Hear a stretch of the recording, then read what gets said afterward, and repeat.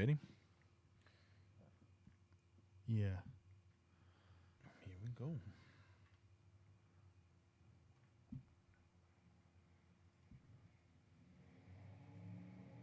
Yo. This is Kenny Stapler at the Pillaging Podcast.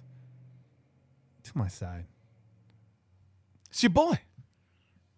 Your boy, Che. The illustrious Che. And to my right, over here, chilling in the cut, Yeah. Bobby Wasabi. What's up, y'all? Who's already in the chat, so It's you know what I mean? Yo, He keeps that shit alive, too, though. this Kenny. I'm just looking at the these results against the spread here, and then we're going to get started. If you're joining us for the first time, we will be getting started officially here in just a moment. This is our soft open. And those of you that have been here before, well, you already know the deal. Yeah, boy. What's up to our boy Gent, the first in the chat this week? Mm-hmm. That's right. Raider Ben, what's good, dog? Omar Medina, Cali Zed, Austin Lepla. Our boy Bobby Wasabi, who's in the house and in the chat. You know, he lives dual life. Chevy Raider. Hardcore Raider, what's good? Noe De Leon, how you doing, buddy? And we got Vincent Lobstein. Jesus Vargas. We can call you Chewy. What's good, Chewy? Sean Athletics and Raider Nation. Yeah. Roll call right there, a little roll call. A little roll call. We're a little slow on the viewers today, bro. I wonder why. Everyone's We're a little low on viewers today. Everyone's in jail, bro. Oh, what's up, Raider Mo? Mr. Biggs. Everyone's trying to get that county Wi-Fi password.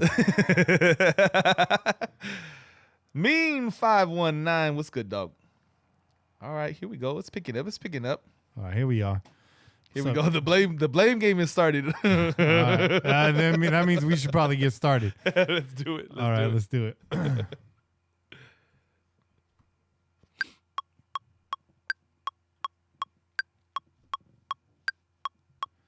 You're listening to the Pillaging Podcast, #1 podcast in Raider Nation. Proud member of the Crow's Nest Podcast Network. Tune in every week wherever podcasts are found. Call in and leave a message to be played on air at 408-909-PJFF. This episode brought to you by DC4L Custom Tees. Check them out at DC4LCustomTees.com. This episode is on fire. It's time to pillage another podcast. I'm your host, Kenny Stapler. Join as always. By your boy, Che. What are you sipping on, doggy? Oh, man. Well, I mean, at times like these, it's only right that we bring the proper beer. And so, your boy found the perfect beer for such an evening after which we've tasted defeat. The Sufferfest Brewing or Beer Company. And this is their fly-by Pilsner because we're going to hope that this week flies by so we can move on to next week, hopefully celebrate a victory against Houston. You see on the can here, it says, "Will sweat for beer." I know Raider Nation's not sweating this loss, right? I don't know, dog. What's the chat say, Bobby? What's the chat say? Yeah, the chat's blaming fucking everybody. Pointing fingers is happening right now in the chat. Bobby got blamed. This is a 5.1, by the way, in case you were wondering. It's a nice little smooth sipper.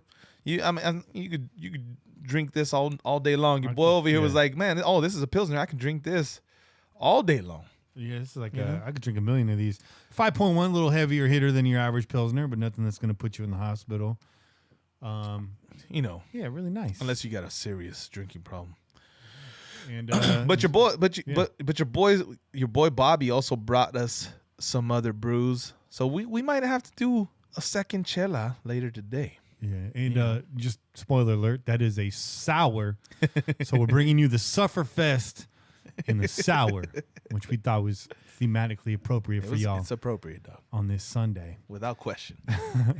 Just a reminder for all of y'all, follow us on Twitter at Pillaging Pod, at Kenny Stapler, at Che_PJ4F, at Kane MT6, at CN Podnet. And since he's here, make sure you follow Bobby Wasabi too. Yeah, at Bobby Wasabi with a whole shitload of numbers. What's the numbers, Bobby? 4080, there you 48. go. Oh. Okay, good. Okay. Yeah. At Bobby Wasabi, 4080. 4080. That's easy. Again, merchandise, onenationfanwear.com. Johnny's been killing it, man, on social media. Yeah, man. Look for the new ad dropping. Hurting feelings, too. He's hurting a lot of feelings. Hey, man, proudly hated, dog. Hey. Proudly hated. I mean, it fits him, man. It fits him, dog. If you haven't pulled the trigger on some One Nation Fanwear gear yet, I recommend you do so. Yeah. We'll be rocking some of that gear here on the podcast shortly. In the meantime, I'm wearing this really nice autumn wind shirt provided to me by David and Melody. That's right. Some of our family here. My boy David Marks, man. Shout out, dog. Shout out to you, David. It's a nice one. We haven't worn it yet. He gave it to us at the tailgate. But it's been so hot in here. I was like, I don't want to sweat through this one. I typically like to rock a new T-shirt a few times before I wash it. That's why I got the undershirt on underneath. I'm trying to be a gearhead, You trying to be a gearhead, bro? You fucking kicking that berry right now. No hype beats in the studio, but I just try to keep it crisp. Again, our longstanding partner, DC4L Custom Tees. If you want an official Pillaging Podcast T-shirt, you're gonna have to hit him up. And if you want some of the old designs and stuff like that's been discontinued, send him a message. He might be able to oblige you. I know he's got all those designs. Even though they're not hosted, doesn't mean you can't get it. So, and if you want that printed on a special something, hit him up too. Dan's going to be like, dude, stop telling people to DM me. And we're like, Dan, come on, man. You're a nice guy. Dan, you could do it, dog. Tonight's episode also brought to you by mybookie.ag. That's right. You're going to bet on the games, make them a little more interesting, win some money. Yeah. Pay down that car note. Yeah. Throw your whole paycheck at mybookie.ag. Don't do that. Don't fucking lead our fans down the wrong path, bro. Okay, Dog, we got like 6 points in this game. 5 points in this game, dog. Okay. We did not cover. Well, no. So if you took Green Bay, Okay. you're sitting pretty. But more on that later, right? More on that later. I mean, you don't necessarily have to bet on our games, man. Bet on other fucking games. God damn. I got a note here talking about the tailgate show. We don't have a tailgate next week. Obviously, we're not back at home for 2 more weeks.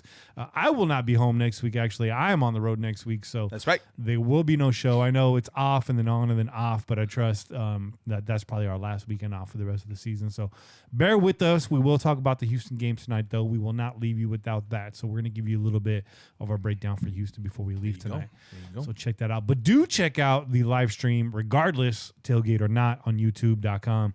Starting to really pick up some steam now. It's great. We love our diehard chat pillagers here that we see every week. Who knows? You may end up in my house like Bobby Wasabi, which is hella cool. Hella cool.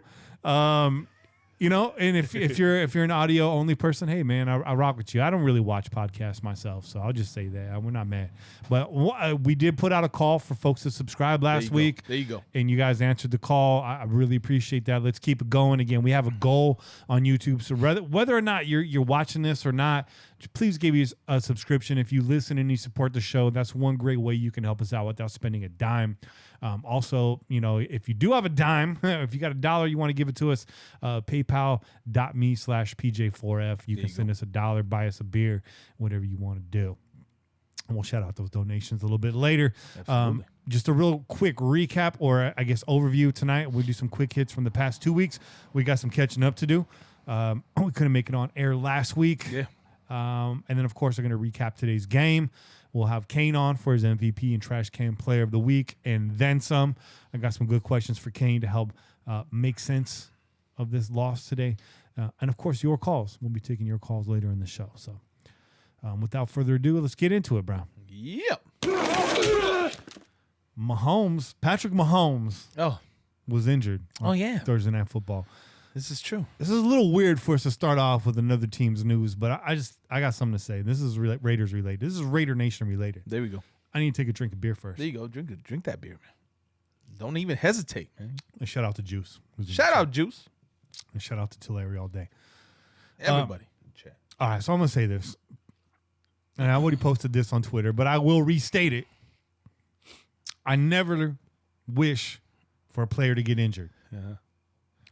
That being said, I hope Patrick Mahomes makes a full recovery and never plays football again. Facts. That's not all I have to say about this. a lot of you guys were head over heels at Patrick Mahomes getting injured, already claiming the division as our own, saying the Chiefs will never recover from this. They will slide. Oh, man. Okay, they beat Denver. Yeah, they did. And Denver's Denver. Yeah. KC has talent. Denver's Denver, bro. Denver's Denver. It's fucking horrible over there. They make Dolphins fans proud. I almost said jealous. I'm proud. They make Dolphins front office jealous. But they beat Denver. It is what it is. And they got Green Bay next week. So that might be an L for them. But look, they got playmakers at every level of their offense. You still got Tyreek Hill, who's back. Didn't get a lot of targets, but he's back. He looked springy. You still got touchdown, right? He got that fucking touchdown. Got his touchdown. You got Travis Kelce. And you got a running back. You got Nick Chubb, right? No, not Chubb. Chubb's on. No, they got LaShawn McCoy, bro. Yeah, LaShawn McCoy. I don't know what I was thinking about the Browns. Oh well, yeah, because we were talking about the Broncos. Yeah. If you know my brain, that makes sense to you. Anyway, and McCoy looked all right in that game. Again, albeit it was against the Broncos. And Moore wasn't all that suck either in that game. Am I wrong, Shay? I mean, again, it was against the Broncos. Yeah. But if you think they're going to lose Patrick Mahomes and just lose every single game he's not playing in, I think you're tripping. And if you think that the Raiders are just a shoo-in, you can argue with me on that previous point, but if you think we're a shoo-in to just win this division because Mahomes might miss 2 or 3 games, you're also tripping. Yeah. We still have to take care of business on our own court, on our own field. Yep. That didn't happen today, and I told you 2 weeks ago that wasn't going to happen today. So as we get into that game, you will notice that there was no shock or surprise or gloom in Shay and I's voices, and hell, even probably Kane.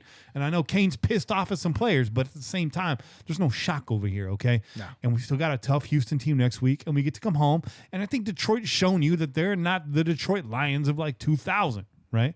The Detroit Lions will show up and play ball with you. Yeah. So it is all but a shoo-in. And, if you want to celebrate Mahomes' injury because he frustrates you and all that, I know it's all in good fun. I know as a human being, you don't want to see him suffer, save for a few of you. Yeah, there's some of you. There's some of you. There's some of you out there. And that's fine. I don't judge. But just to think that one thing is really going to hamper them the whole way. And, yeah, their defenses suck, right? Their defense is a suck-ass. But, I just don't see it, man. I mean, tell me I'm wrong. Is Mahomes and the other part of this is I think Mahomes will come back sooner than expected, and I think he's going to look better than you realize. And that's just how I feel. He's young, so he's going to recover quick. And that dude, like him or not, he's a fucking warrior, bro. No, he's man, competitive. I mean, that motherfucker. As much as we hate his motherfucking guts, okay. As much as we hate his guts, fax machine for obvious reasons, right? I mean, what can you say, man? The motherfucker can play, dog. He can play. He's physical. He can do a lot of different things, man, and that's why people hope that he's out longer than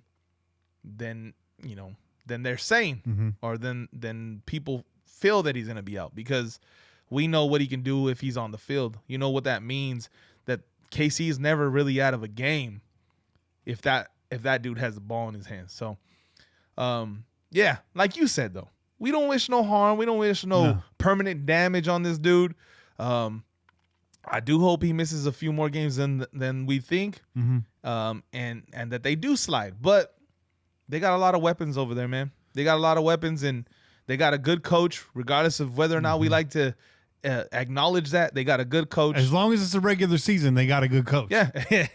Right? If it's not the playoffs, they're going to be all right. Last I checked, they're still in first place. The playoffs hasn't started yet, and Andy Reid's looking pretty damn good over there. So, and this is I don't know if this is a hot take or not, but it's hot. Let me get this button ready. It's definitely hot. Let me get this button ready. Those of you that are cheering for this injury and rejoicing in this injury are doing so because you're afraid of Patrick Mahomes. Oh.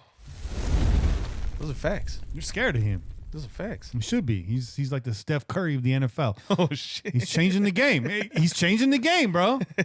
He does look like one of Steph Curry's he does. grown-up daughters. That's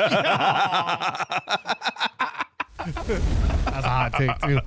I like that. And before you think I'm some Patrick Mahomes dick rider, look, just game recognized game. You know what I mean? He's good, man. He's a problem. He's a big reason why they're in first place. But I don't think that his eject definitely spells doom and gloom for that entire franchise. I don't think it means it tanks their entire season. I don't think that at all. I think it means that maybe it keeps us in the hunt a little bit longer. Who knows? But I do know one thing for sure is he will be on the field December 1st when we play them. So for me, nothing's changed. You know, we've only had one divisional game, and we've actually played a lot of NFC games the last couple weeks here. So, you know, or a few weeks, I should say. So, yeah, man, that's all I have to say about that. I'm sorry to start off the quick hit segments talking about the Kansas City Chiefs.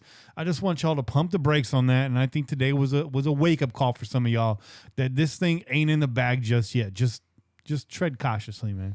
I do got to say this, though, okay? And this is only because I have a little bit of experience in dislocating my fucking knee, but for completely different reasons. I was playing basketball. Sex injuries. I've come close to dislocating a knee. There's a couple. Your knee?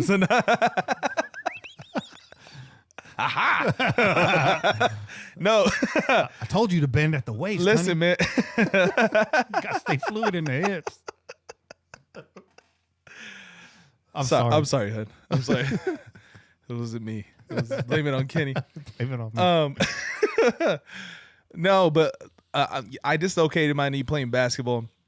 And it was just mostly because I was in the air, midair, and I was going sideways. I tried to go up for a block. Came down. All the pressure was on the outside of my left knee. And it went, man. And, of course, I was a little bit older than Patrick Mahomes is right now. So the recovery is a little different. Plus, I'm not an NFL player, and I don't have millions of dollars and trainers and all these motherfuckers behind me trying to make sure that I heal properly. Yeah.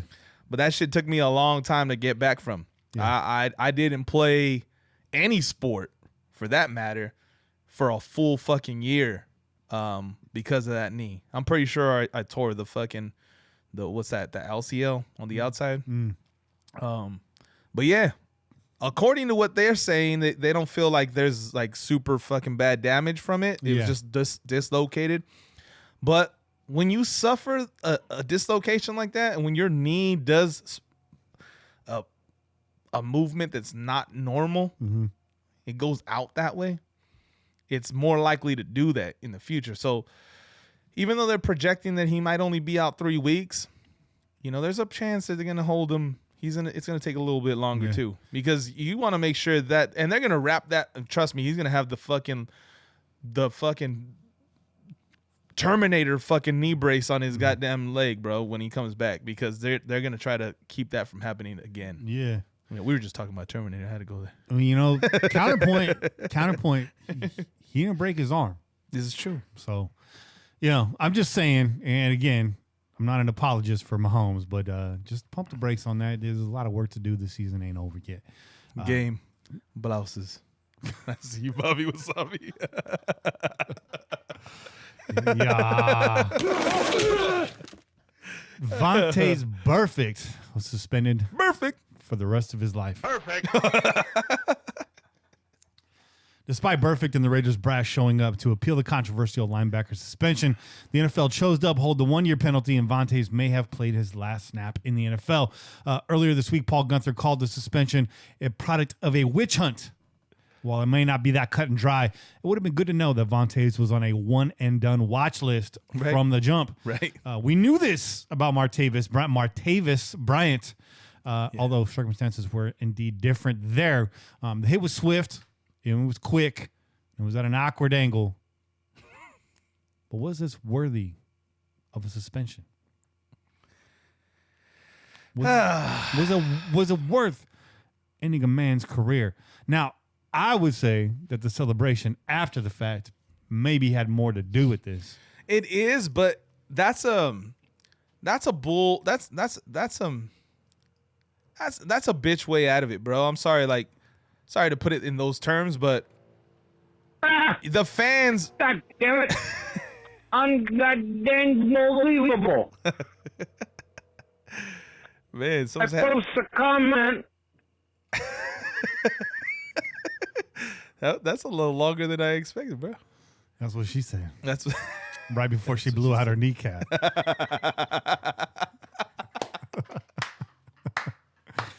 Hey, we can have a good time tonight.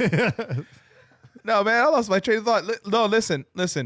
The fans in Indy, they were giving it to him on his way out.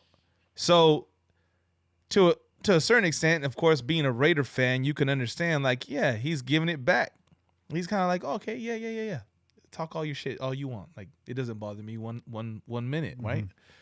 But the look that gave to the people who are making decisions after the fact, right?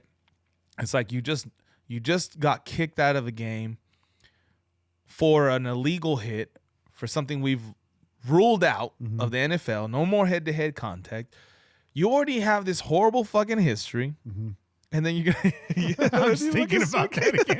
I'm sorry. The head-to-head contact. Yeah.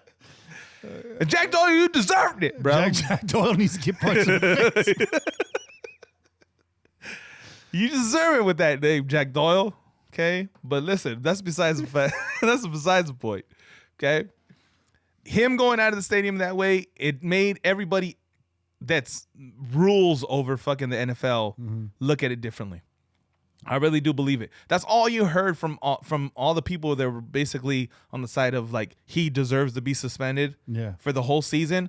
That's the fucking point that they made.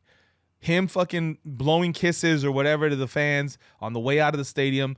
That's their number one point. In every fucking news show, ESPN, Fox 1, whatever it was that you were watching and they were talking about it, whoever was on the side of fucking kick him out of football for forever was pointing to that very same thing. Yeah. And those are the same motherfuckers that, you know, they go and they whisper and they talk to all the other people that are making decisions. So that's what happened, man. That's what happened. They used that as a reason. I don't think that's reason enough. I don't think that's even it. I don't even think it has anything to do with why you kicked them out of the game in the first place. Okay? Him walking out of the stadium, getting booed and fucking, you know, the fans coming down on him and him fucking having that reaction to them has nothing to do with the play itself. You should not be ruling a guy's suspension based off his actions after the play. It should be about the play and only about the play. That's it. So we're Raider fans, okay? Yeah. We're going to side with our guy as much as we can. Not always, right? Yeah. But we're going to side with our guy as much as we can. And that's what everyone's going to say. You guys are Raider fans. Of course, you're going to see it like that. Yeah. Now I'll give you guys a big fuck you. I am sorry to bring. I know for some of y'all, most of y'all, everybody listening, this is older news, but we'd be remiss if we didn't talk about this. We did miss last week, so we needed to bring that up. And a bit of irony, it was John Runyon, Vice President of Football Operations, who wrote a letter to Burfict explaining the decision. John Runyon gave your grandma CTE. Okay? He wrote the letter. There were no mitigating circumstances on this play. Your contact was unnecessary, flagrant, and should have been avoided. For your actions, I'm going to cancel your whole career. That's what he said. I'm just summarizing. I'm not going to read that whole paragraph. It's in italics, and that makes me dizzy. And then Derek Brooks, you know, passed the final judgment. Who gave Derek Brooks and John Runyon the gavel? That's what I want to know. That person has CTE, dog. I don't know. And you know what? They were feeling more hopeful when they heard that the final ruling was going to be given by Derek Brooks, right? Because they're like, former linebacker, he's going to have our side. You know, John Runyon, he's an offensive lineman. Of course, he would see the side of the offensive player. Nope. It's still the NFL versus the Raiders, bro. It's still Raiders versus all. Derek Brooks always will be. Derek Brooks said, "I'm going to intercept you guys one more time." Oh, fuck that guy. One more time. God damn it. God damn it. Raiders right tackle Trent Brown missed the game with an injury today, but he is in jeopardy of missing more than one game after being accused by the mother of his son of domestic violence. A lot to unpack here. We're not going to get into all of it. This is not a political show, and I don't want to give you my opinions. This is a dangerous territory in the era that we live in. Hit me up at the tailgate. We could talk about this, but we do want to say a little bit about it. It is news. The lawsuit filed Monday in civil court accuses Brown of slapping, choking, and punching the plaintiff, his ex-girlfriend, who is now living in Atlanta, in instances across at least 3 months this spring and summer, as well as an assault in 2018. Police were called after a June incident in Texas, according to the lawsuit, and filed a report, though it is not clear yet if Brown faces charges. Trent denied the allegations on Wednesday when he posted the following from his Twitter profile. "I'm aware that my ex-girlfriend has filed a civil suit against me," Brown tweeted. "I deny the claims. They are false. I believe in the court system where I will clear my name. I will not be making any further comment at this time." You can draw your own conclusions on this. We looked long and hard at some of the photos that were posted. This is all I'm going to say about this. And again, innocent until proven guilty. We went through this same thing with Gary and Conley when we drafted him, and his name was cleared. So I'm hoping for the best for Trent because A, that means Trent's still in the squad, and B, most importantly, that means hopefully if this whole thing is working, that nobody really got hurt, right? And that includes Trent Brown if this lady really is indeed just after his cash. But, if not, this really happened, punch the dude. Of course, man, I'm not – my allegiance to my team only goes so far. It is what it is. But take a good long hard look at those photographs, and you tell me how the bruise is on her arm and the bedroom wall at the same time. I don't know. I don't know. Look at the photographs. Hey. You can gotta look at the facts, man. Just look at the facts, bro. Gotta look at the facts. I don't know. That's controversial, I know, but just take a look at it. It was a head scratcher for me. Maybe I'm just looking at the photo wrong. Maybe it's just some digital compression or some bullshit, and maybe you really did this. If that's a fact and it all washes out in court, hey man, it is what it is. But Trent Brown, hopefully you clear your name if this is false, because I hate to see a person get taken down. I've been in a similar situation before where some just shit came out of left field, completely made up, and I don't make an NFL salary, so you connect the dots. I don't know. Right. But thank God my name was cleared, because at a very, very young age, my life could have taken a very bad turn. But yeah, hopefully that's what this is. And again, if it's not, hey, let the justice system take care of it. But that's all I got to say about that. Yeah, man, I don't have a whole lot to add to that. For me, it's wait and see, man. Like, I'm not the type of person that's gonna jump on whether he's a Raider or not, and that goes for all the other people that have been accused and so forth. Like, you gotta wait and see, man. You can't jump to a conclusion just because somebody accused a player of something and he's not on your team. If you're jumping on him and starting to call him like he's this, he's that, the other, right? Antonio Brown's an example. Mm-hmm. Antonio Brown's not a Raider anymore, okay? We have every reason to hate that guy's guts, but I haven't seen him proven guilty, so I'm not going to assume that he's guilty of doing what he's being accused of, right? We're salty for the right reasons because of what he did with our team. Coming to this team and not really being bought into this team, not really being here for the right reasons. That's what I don't like about AB. Yeah. I'm not calling him a woman beater. No, I'm not calling him nothing, an abuser, nothing like that. Okay. My neighbor, bro. Oh, I know. That's where he came from, dog. That's where he came from, bro. Yeah. That's where he came from, bro. A woman beater. Go ahead and do a YouTube search, Ruben Guerrero, woman beater. And you know what? Ruben was right, man. He was facts, right, man. Those were facts, bro. Yeah. Those were facts. I mean, that was proven. Hey, yo, I know the Guerreros listen to the show, so don't get it twisted. I'm not throwing salt in your family's game. Hell no. When he was kicking facts, bro. Nobody liked it. Nobody liked it. When Bob said that in the presser, I jumped off my couch and was pumping my fist. I was like, yeah, get him. Yeah. Anyways, dangerous territory for us to be talking about any of this, but got to hear both sides. Let's hear how it plays out. Let's just hope for the best. Nobody got hurt, and Trent clears his name, and that's that. Yeah. Raiders signed tight end Darren Waller to a multi-year contract extension worth a reported $9 million per year. Waller had this to say about the reward. He said, "It's incredible to me. It's hard for me in my mind to think what I'll be like in 2024, but I just try to let the days stack and it'll handle itself. It means a lot to me that they would do that. It's I don't want to say disbelief, but it's just still surreal to me. I remember last year sitting in that same room, signing my contract, coming from Baltimore. I just didn't want to mess this up, so now I have something in place that's incredible." He went on to say, "I feel like it just shows that I can contribute to the team and just be someone that's reliable. Yeah. That wasn't the case before, so I just take pride in doing that, and everything else happened." let the results take care of itself. But I just try to be a good teammate first and foremost and be a part of the family. That's what it's all about for me. No cap, but these sound like the words of a guy that's in therapy. Yeah. They really do. As someone that works in that field, lightweight, not necessarily addiction, but folks trying to make changes. This sounds like someone that's getting really good advice, that's following it and has a brand new mantra for themselves. He's saying all the right things. I love the humble attitude.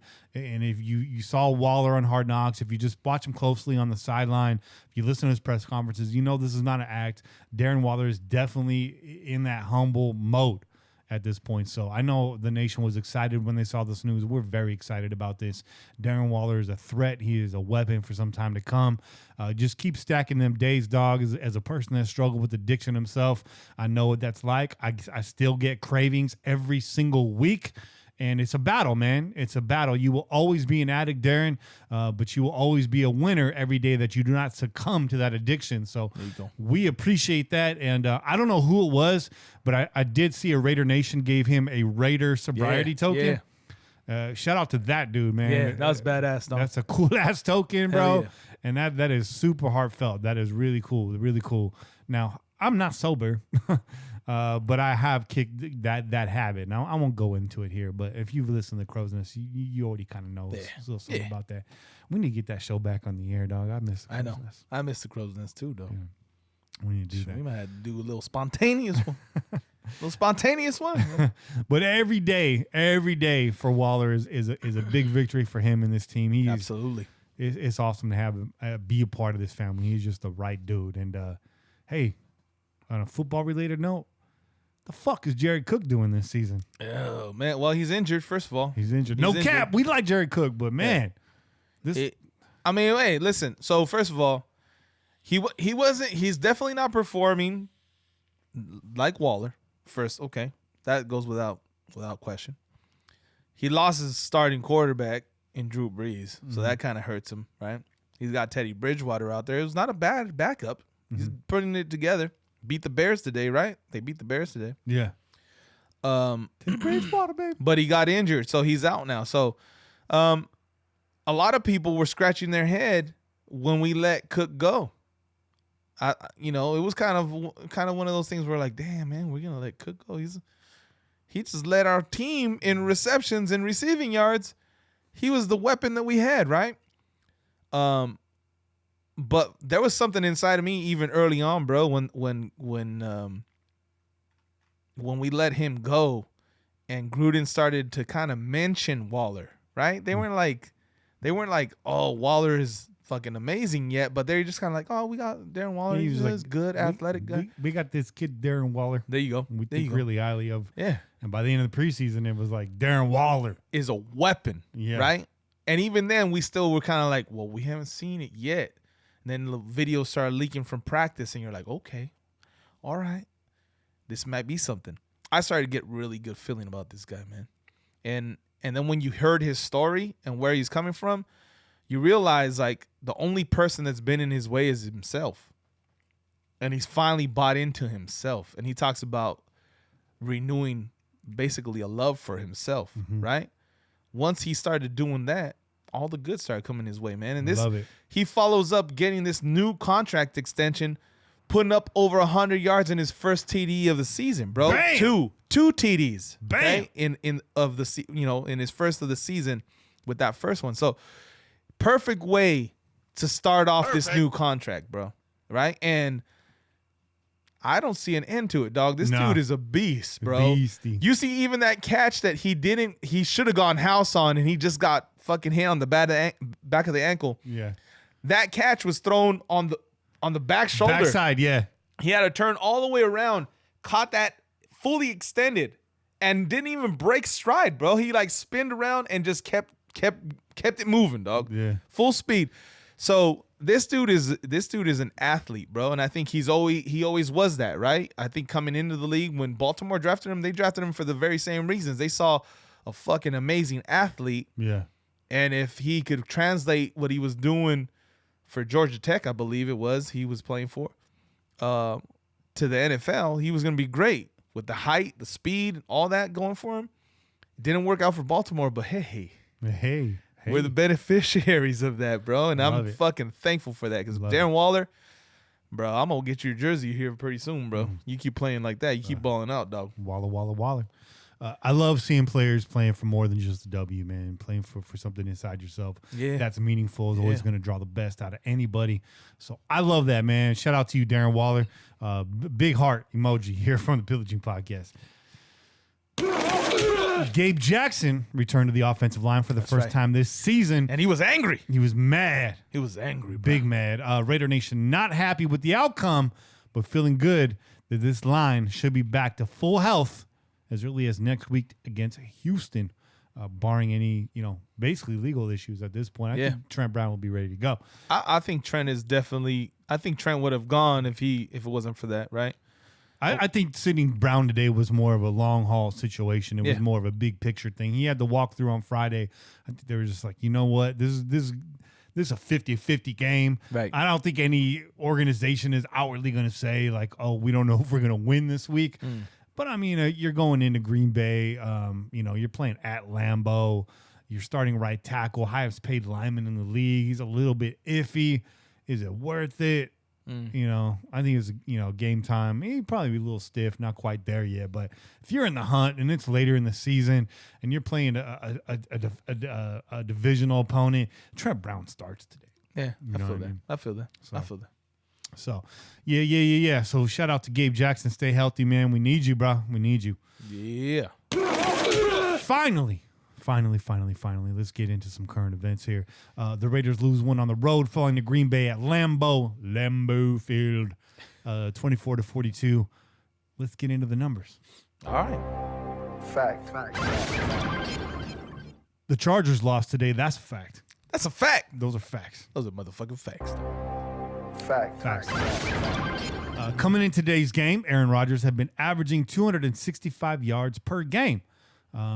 Not the greatest for Aaron Rodgers, but today he completed 25 of 31 passes for 429 yards, 5 touchdowns, and finished with a perfect 158.3 passer rating. And keep in mind, too, the Chargers, the Packers, they've played 2 divisional opponents already. Yeah. 2, right? They played the Bears. They beat the Bears. Excuse me. Opening game of the season, man. They beat the Lions with a little help from their friends. Yeah. And I don't think they played Minnesota yet. Not yet. No, I don't think so. So, I don't even know why I bring that up. I was going to say that tempers his numbers a little bit. Divisional opponents are going to do that to you. But anyway, that's the stat line for Aaron Rodgers. But this is Derek Carr's fault, right? Oh. Right? Here we go. Carr was 22 of 28 for, 293 yards? Yes. 2 touchdowns, 1 interception, 1 fumble. Carr finished with a 119 rating and a higher average than we've seen in a while at 10.5 yards per completion. They were stretching the field a little bit today. Yeah. With no starting wide receivers, mind you. All right. But this is Derek Carr's fault, right? Fact.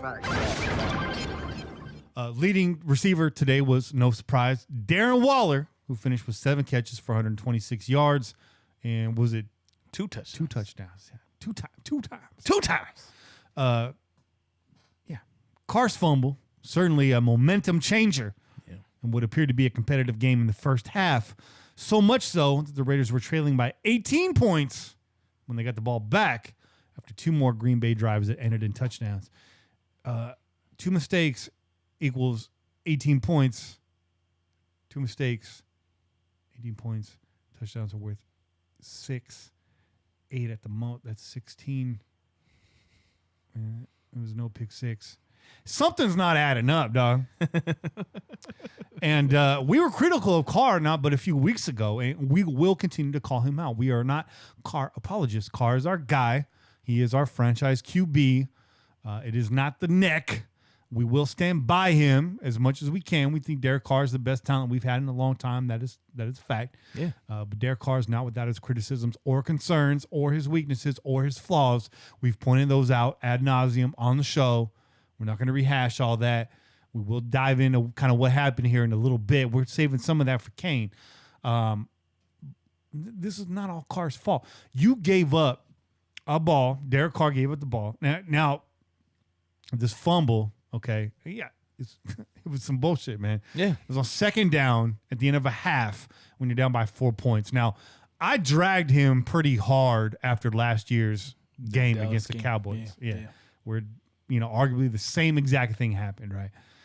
That's making me kind of pull back my take from last year, this one. And I'm being critical here. That game was on the line. It's prime time. Yeah. You're not in the hunt, but you're playing for some dignity at that point, right? In this game, you're in the hunt. It's second down. You could have just walked it out of bounds, given Jacobs a shot on third, and taken a field goal and been down by 1 and go into the half. Yeah. Hope your defense can come out and make a stand. No, instead, you fumble the ball. But here's my issue. I think just over a minute or maybe just under a minute left to play.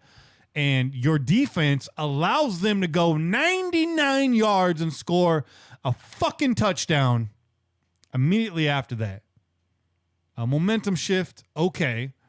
But is your defense that sad and depressed on the sideline?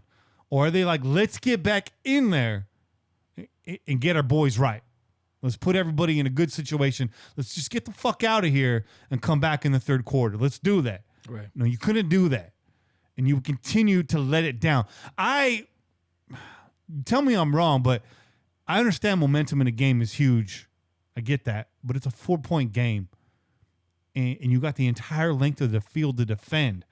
Was it that much of a gut punch, Che, that the momentum completely shifted and took our entire defense out of this game? The defense had nothing to do with that fumble. Right. Now, I mean, look, man, you make a great point that I think most people are overlooking because 75 yards, Jen. I'm sorry. It's 75 yards. You're right. Well, it was a touchback, right? It was a touchback, so. But I think most people are overlooking that just because it's what everybody falls back on, man. Whenever shit happens, things go wrong, and especially if it was a Carr mistake, it's going to be Carr's fault. And I told you, I'm going to put blame on both, okay? I think Carr is to blame. There is a momentum change. There is a factor, right? But the defense still has to play the fucking game. The point that you're making is Aaron Rodgers still fucking went down the field and scored that touchdown. That was on you, defense. And Paul Gunther, what are we doing? What's going on, right? And maybe this is where we see just how badly affected our team is without having Burfict out there. Perfect. Because last week against a Bears, or 2 weeks ago against a Bears team who doesn't have an Aaron Rodgers, and we warned you guys about this, right? They didn't even have a Mitch Trubisky. Okay, they didn't have a Mitch Trubisky, bro. They had a Chase Daniels, okay? Yeah. We let Chase Daniels back into this game. Chase Daniel. Bro, do we need to pronounce his name correctly? He's not a fucking Raider, he's okay? not a Raider. He's Chase Daniels. Fuck that guy. He's Dace Chaniel. But listen, man, we let that dude back in the game. Yeah. Okay? Now he shit all over himself, threw the ball away in the end and closed the game out the way we wanted him to, right? Yeah, it was stinky. Okay? Yeah. But Aaron Rodgers wasn't going to do that. And we said that. Look it, Aaron Rodgers is not Chase Daniels. Aaron Rodgers is a Hall of Fame quarterback. He is, man. As whatever. You can't take nothing away from that guy. He has a Super Bowl. He has a Super Bowl victory. And he's highly touted, bro. Everybody feels like he is, even though he's not the owner of 6 rings as Tom Brady is. People still think that he's a much better quarterback than Tom Brady. Tom Brady just happens to be, the lucky one that ended up in Bill Belichick's system, right? Aaron Rodgers used Mike McCarthy as a cum rag and still got to the playoffs. I don't know nothing about those things, bro.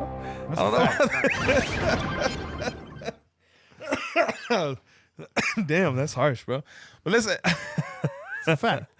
Listen, Aaron Rodgers wasn't gonna give us this game. He wasn't. We had to go out there and earn this game, and it really came down to the fact whether or not we were gonna be able to get in this shootout, stay with this shootout, right? Because that's what it was gonna be. Whoever possessed the ball last, as long as the Raiders didn't make any mistakes, that's who was gonna win the game. but we made mistakes. And that's where time of possession, the turnover differential, all that shit matters. And we lost those because of those turnovers, because of the fucking fumble out of bounds. We got to get points when we're in the red zone, man. When we have the ball, we have to come away with points. The upside to this, and I know that most of us don't have time to look at the upside right now. We're really angry about this loss because of how bad the scoreboard says it was, right? But we weren't out of this game. We really weren't. We really weren't beat by Green Bay. We were beat by ourselves. Okay? We punted the ball twice. We punted the ball 2 times. Today. Okay? 1 time. We had 3 turnovers. A fumble, turnover on downs, and an interception. Okay? That's what made the difference. That's what made the difference because our defense could not stop this offense. So this is what losses are going to look like, dog. This is what losses are going to look like against a good, solid team. Allow me to kind of massage that take a little bit and just say it wasn't the turnovers, bro. 2 out of those 3, they had to drive the length of the field to cash in. No. It was the defense. It was our inability to score in the red zone. That's exactly what I'm saying, that cost us the game. This is what I'm saying, is we're so vulnerable because of our defense, the inability to stop a decent team, okay? If we match up against a quarterback that can do the things that Aaron Rodgers does, this defense is going to get chewed up. You saw him, man. How many long counts, how many hesitant counts did he have where he waited to see what our defense was going to do? Were they going to reveal the blitz? Were they going to show him that they're going to fall back in coverage? He waited them out every single time that he went to the fucking line. Those hard counts were nice. Yeah, those hard counts. They were nice. Long. I don't think he quick snapped anything. Everything was a long count. He looked around. He read the defense perfectly, and he cut us up. He cut us up, bro. He surgically ate our defense up. So a lot of that credit got to go to him too because he's just that good. But defense, you got to get something, man. You got to give us something to get back in the game. Okay, we turned the ball over, so get one back. Cause something. We didn't get no pressure on him. We had it's outside of that sack. I think maybe we had 1 pressure outside of the sack that Max had. I think 1 it or was 2. It was like 3 hits. Yeah, 3 hits, 1 tackle for loss, and 1 sack. Yeah. So we need QB hits. Yeah. You cannot give a guy like Aaron Rodgers that much time. My point about the turnovers is when you have an opposing offense and an opposing quarterback like Aaron Rodgers, like Green Bay had, they're missing some guys, but they still got weapons, man. Those 2 running backs that they got back there, they can make plays. Both of them can make fucking plays, okay? Catching the ball out of the backfield and running the ball. And then you got, Graham isn't the same tight end that he was, 3-4 years ago, but he's still good. And we have trouble with tight ends. Doesn't matter who you are. So they were moving the ball, man. They were moving the ball. The defense didn't hold up. And when you turn over the ball on offense and you have a defense that can't get that ball back for you, this is what the game looks like.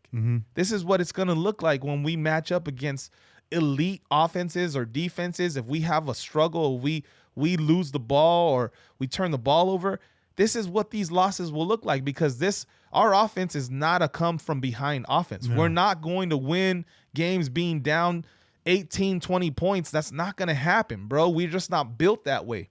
We need to have control of the ball. We need to be in the lead. We have to be within a score, right?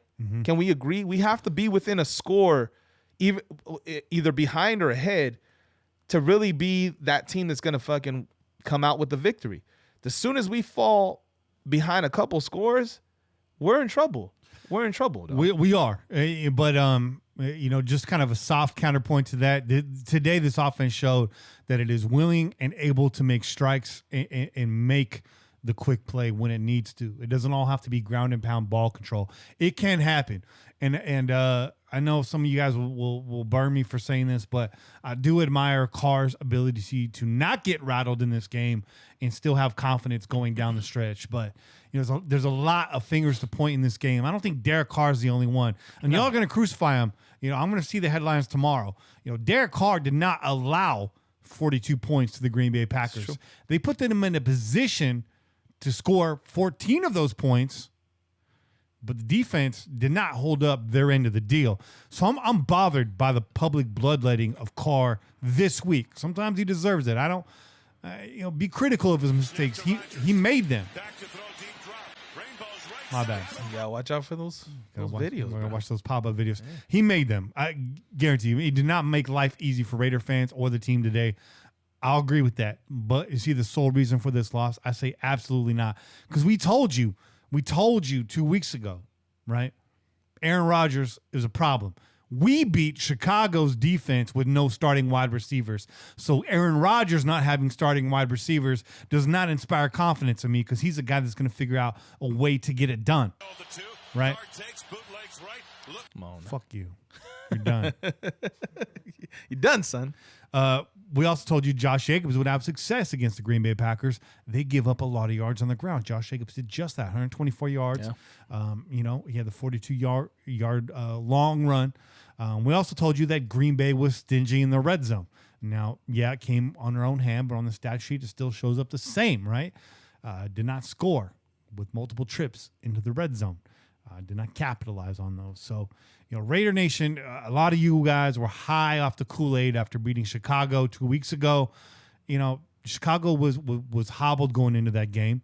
They were obviously jet lagged. It's the first international game we've played that truly felt like a home field advantage only because we got there early. I think that had a big part of it that we didn't really talk about. Well, we weren't on the air last week. But after the game, again, I think we beat Chicago. I'm not taking anything away from the team. They had to hang in there. They had to play the full 4 quarters to close that game out. Well, let's call it what it is. A lot of you had us running the table. We come off the Chicago win. Then later in the week, you see Patrick Mahomes go down, and all of a sudden, the Raiders are a juggernaut. We're not a juggernaut. We told you when the season started. I told you about 8-8, and I'm sticking to that. So while all the criticism is flying around this week, just to remind you, nobody on the show said we were going to beat the Packers. Okay, we did not say that. So I'm not shocked.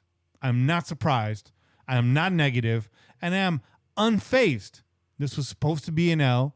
It's a little uglier than I thought, but not too far off from what I thought, to be completely honest with you. We still have a shot to get back in this and finish this season 8-8. I mean, that's where I had us, Everyone that's putting us in the playoffs after beating Indy and Chicago, you're too early, man. You got to the party too early. You gotta wait until your friends show up to start taking shots. Y'all were faded real quick. It wasn't even 10 o'clock yet, and you were high on the Kool-Aid. So one thing I gotta say, some people like to take shots by themselves, man. I'm just saying. Yeah, you can't be mad at those guys, man. I can't. They like shots, bro. Maybe you need to call somebody. That Don Julio was calling him, dog. Calling your name. But look, man, I thought John called a great game today. Yeah. I thought he mixed it up well. I liked the route concepts. I thought Derek Carr did a good job going through his reads. He went through his progressions today. Slid around in the pocket, made some plays that weren't there originally. I thought all around he had a pretty decent game, save for those mistakes. And the defense just couldn't back him up, man. You have to play without the fear of making a mistake. That's been the criticism you guys have had of Carr before. And then when you make some mistake, you got to be able to rely on the other half of your team to get the job done. Couldn't get that done today. So while I will say that Carr's not all to blame today, he does share some blame, but you're all overlooking what the defense did not do today to make it happen. But you're also overlooking the fact that we played a Hall of Fame quarterback on his home turf. So, all of it adds up to a Raiders L today, and it is what it is. 3 QB hits, 1 tackle for loss, and 1 sack. That's about the only highlights you got from the defense today. We saw a Hall of Fame quarterback with all the time in the world, wide open wide receivers. Dare I say Gary and Conley had a worse game than Derek Carr did today? Yeah, I mean, that won't be said by anybody else. I can't argue that. Right? I can't argue that, man. That's not even a hot take. That's just it is what it is. And on top of that, penalties, which for the most part we were able to overcome. Trent Brown was missed. David Sharp. And look, I was blowing up your phone with those fucking holding penalties, bro. But we overcame the holding penalties. That was the shocker, right? Because we did. Because usually in those scenarios, that kills our drive. That ends our drive, and we end up going 3 and out. and then we punt the ball away. We actually came away with some points because we were able to overcome 2 holding penalties on Sharp. And Sharp, what the fuck are you doing, dog? And that second one was unnecessary, completely unnecessary. Bro, so bad. Your technique is so bad, bro. I'm not an NFL player by any means, dog. But listen, where the fuck are your hands, dog? Where are your hands? You're sitting back, you're catching defenders in your chest, and then you're fucking grabbing them around the shoulders, bro. You're holding them. Yeah, they're going to throw the fucking flag on you, dog. And you're probably going to be fucking falling back on your heels because you're catching motherfuckers with your chest. Get your hands out, bro. Yeah. Get your hands out. Where's the punch, dog? That's part of your technique you should be learning. Where is it, dog? Where is it? I don't see it at all. You're a big motherfucker. You have no excuse, dog. Get those goddamn arms out. Yeah. Come on, man. Yeah. And it is what it is, man. I mean, some of our biggest plays called back because of holding. So, yeah, I think the defense didn't show up today. I thought the offense did a decent job, to be honest with you, all things considered. The chip stacked against them. You know, we were competitive, but, you know, to a point, and then the floodgates open wide up. So we'll see. We got another game next week against the Texans, another formidable opponent, another one on the road before we come back for a spell. So hang in there, Raider Nation, and Silver and Black. You guys are in for a fight next week. Yeah. But this shit ain't over. Nah. Not at all. Not at all, dog. Still 3-3, bro. Mm-hmm. We're still there. I like it. We're still there.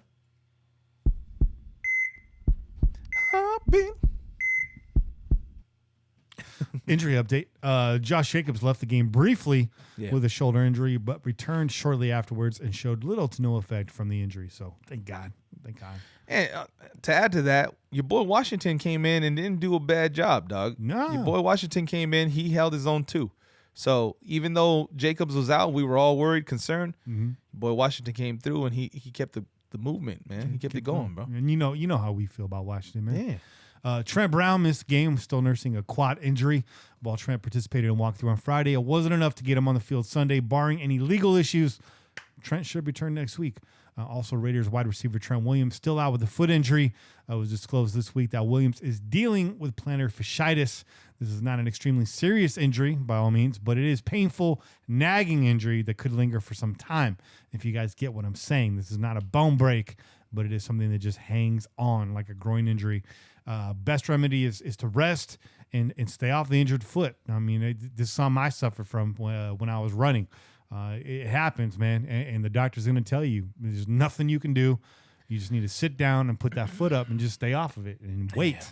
Just wait. You got to be patient. So his return is yet to be decided. Could be a while. So be patient on Trent Williams. It is Tyrell. Did I say Trent? Yeah. I said Trent Williams. You got Trent on the mind, bro. Yes. We need him back, dog. Yeah. We need him back. Yeah. Also, I guess while we're here, I'll jump ahead a little bit. All right. Will Fuller went out of the Houston game today. I believe that was a hamstring. Yeah, hamstring injury. So with hamstrings, we won't know for a day or two whether he's going to play next week or not. It could be serious. Could be completely just a pull that bounces back in a couple days. So that we don't know. And I believe they also lost a defender. Their corner went out today too. Where am I looking at? I'm not looking at it. Oh yeah, Philip Gaines. Gaines went out today too. So they're one of their corners. So we'll see. Houston's a little banged up too right now. But hey, man, it's that time of year, right? Injuries happen. It's a contact sport. Yeah. It's a contact sport. And you never want to base, again, this kind of goes back to the very first quick hit. Never base your outcome or outlook on an upcoming game based on the other team's injury report. You know, we've seen this team overcome injury. We saw it last year. We beat the New York Giants without a single wide receiver, bro. Yeah. Was that last year? I don't know. Or was it the year before that? I don't remember it all. I'm trying to put last year out of my mind, bro. Yeah. And what happened? It was a bad year, dog. Hell, this year we beat the Chicago Bears with no wide receivers. So there's weapons on this offense, you know. And again, the same thing with Houston. As long as Deshaun Watson is taking snaps, he's a threat. And we'll get into that a little bit later. I'll share my thoughts on Deshaun Watson. I think it's time to take a break. Yeah, we gotta go get this other chela too, dog. Got to get this other chela, and when we come back, we'll have Kane's Corner, and we'll break down the upcoming game against Houston Texans, and of course, take your phone calls. But in the meantime, stay chill. And we see you on the other side. We out here. Peace.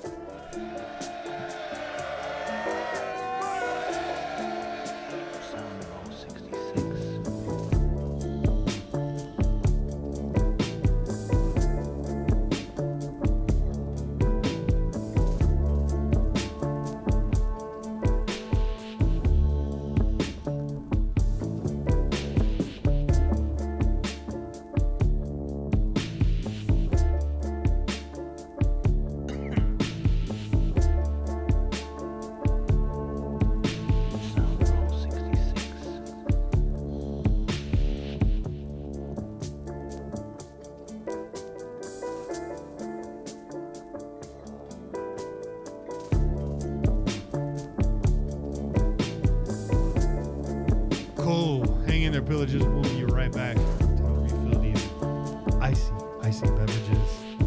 Get some daps to Bobby for coming through. Chelas.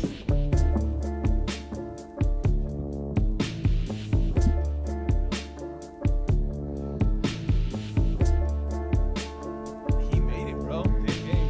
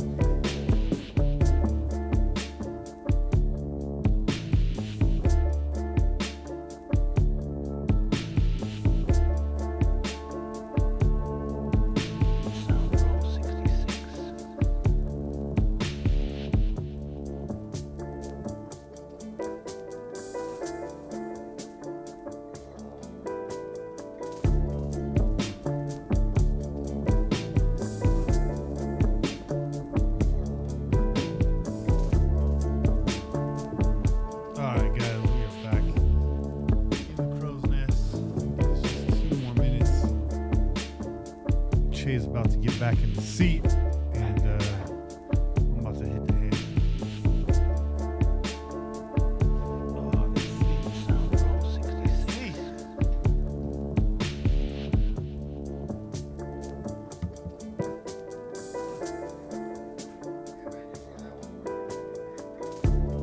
What's that? Oh, our game, bro.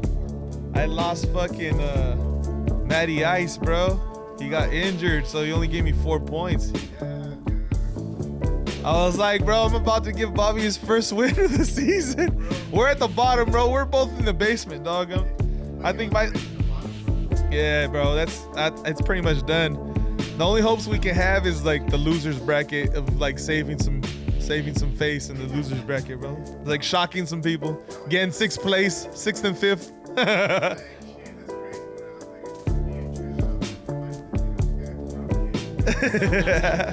That's how it usually goes, dog. That's how it usually goes.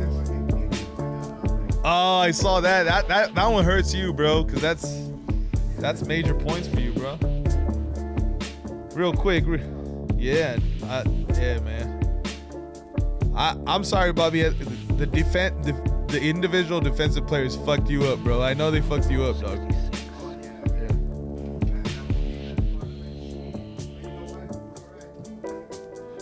Real quick, I just want to give a quick shout out. Saludos desde Tijuana, bro. What's up, Raider Life? That's right, man. That's what I'm talking about, dog. All the way in TJ. I wish I was in TJ right now and El Frances getting some tacos, dog. Cause those are bomb, dog. Oh, Randy, Carr was not sacked today. No sacks, no hits.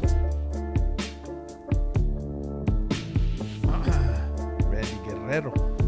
No, he was not, man. Lucky for us, right? And you know what? The Smith boys over there, they're no slouches, bro. They were combined for most QB hits and most sacks by defensive end duo in the league. So shout out to Randy Guerrero, by the way. Love your family, dog. You guys are hella cool. That's what's up. You guys are hella cool. All right, we're gonna pull this back right now. We're gonna jump back on the air with Tacos you guys. El Gordo? Yeah. Them too, dog. Hey, there's not a whole lot of tacos in TJ that you won't eat. You might not know what kind of meat it is, but you're good. As long as they don't tell you, you're gonna eat that shit. Yeah, and then you go down to Puerto Nuevo, go get some lobster, dog. Don't buy a taco when you're waiting at the border, though. The chela, and when we come back, we'll have Kane's Corner, and we'll break down the upcoming game against Houston Texans, and of course, take your phone calls. In the meantime, stay chill. I'll see you on the other side. All right, I'll fix that up later. Sorry, Chuck. It's all good. I was just worried. I was like, got no sound. Yeah, no, we're good. All right, let's get back, man. Yeah, let's do it. Oh, really quick. Those of you guys, you on the live stream, you getting that behind the scenes right This now. is the behind the scenes, bro. That director's cut. What's that? You do that commercial? Oh yeah, let's do that. Let's do that. All right, give us 1 minute here.